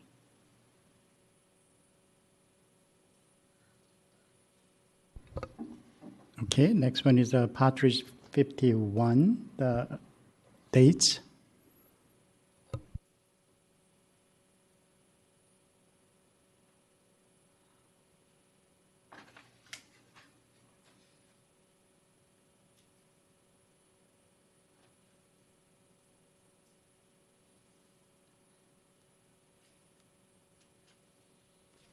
Those are all the modification I made. Okay, so And you're still moving everything else that you. So, commissioners, why don't we ask parties first of if they have comments on the overall motion? Because, you know, there's still some new language here and stuff. So, Dr. Lieb, we'll start with you. Any comments you want to make on the overall motion? Thank you, Chair Sieben, Commissioner Hom. Overall, I think we're comfortable with the motion. We still would like to see the forecasting improvements in DO7 as we feel loads here is systematically over predicting the capacity needs, but perhaps we'll have to come to that another time. And I think we still have a little bit of concern with whether it's worthwhile for the company to do their own internal audit of their engineering standards. I think having a third-party independent is the most valuable. You probably haven't gotten this far ahead to be reading the Xcel gas rate case, but we hired a gas engineer to look at safety and reliability investments in that rate case and found that the independent engineer had substantially different views than the company's internal engineers. And from a ratepayer protection perspective, having a truly independent engineer is really valuable, even if the company's calling something a reliability or safety investment. So I think we'll see what happens with this, but I'm glad to see inclusion of some of what we worked on with Fresh Energy to get some independent engineering analysis. Mr. Schultz. Madam Chair, yeah, I was just going to echo what Dr. Lieb said about what I guess decision option 43 has morphed into. I think I'm heartened to see that there is, independent engineering review contemplated at the end of the process. It's a longer process. What I only saw the language for a couple of minutes, but I wasn't clear on the timeline contemplated. I didn't see any deadlines in that decision option, and I wonder if the intent is to have sort of the internal review and then the stakeholder process sort of reacting to that review completed by the time Xcel files its next IDP in the fall of 2027, just so that we know when it's coming, keep things moving, and then the commission can make the decision in the next IDP proceeding about whether to order an independent engineering review. Thank you. Commissioner Hom. Yeah, thank you, Chair Sieben. Yeah, I thank you for the good suggestion. So can we incorporate that as a modification? Commissioner Hom, I think if we put it in as a goal, just because if there was a long RFP process or something, I don't want that to end up constraining the quality of the engineer or anything like that. No, deadline up to the second phase. Oh, of the second phase? So we have to have something on our hand, for sure. Yes, I had the timeline to be determined by the executive secretary, so maybe that could just, I think the goal would be to get at least the second phase done before the next IDP, but I was just working on the fly and trying to get that in there. But maybe if that's enough. But the executive secretary will set the schedule. Yes, So. yes, exactly. Okay. So are you okay with it? Yes, for that clarification, that's very helpful. Thanks. Do any other parties that want to comment on the overall motion before Xcel and then Ms. Steinhauser? No one's coming up forward, so think everybody's good or tired. Thanks, Chair Sieben. We really appreciate the responsiveness to our comments, and we support the motion. One thing I wanted to check, I'm assuming it was intentional, but there's nothing on 52A, the FI pilot. And if that was the one where the 10 projects versus 2 projects, I just want to make sure we're aligned with your expectations for that one. Commissioner Hom, that should be in there. I think it ended up in red instead of blue, so that might be why it got scrolled past. But Okay, so it does say 2 by March, total 10 by December. December 2026? No, 2027. What year are we in? Okay, thank you. So your motion includes the new 52A with the amended language? Yeah, I mean, that was shown there before, but I think it was not Okay. as a highlight as a insert. Thank you. Commissioners, any questions on the overall motion or comments? No? Then are we ready to vote? We're taking that as your silence as a yes. Commissioner Sullivan? Yes. Great. Okay, so we are going to vote on Commissioner Hom's amended motion. That's all that we just discussed and is on the screen. Is the motion clear, Mr. Graham? Okay, on Commissioner Hom's motion, Commissioner Partridge? Yes. Commissioner Hom? Yes. Commissioner Tuma? Yes. Commissioner Sullivan? Yes. I also vote yes. The motion passes 5-0. Thank you, everybody, for all your great work today. There's no other business before the commission, and we will adjourn. Bye-bye.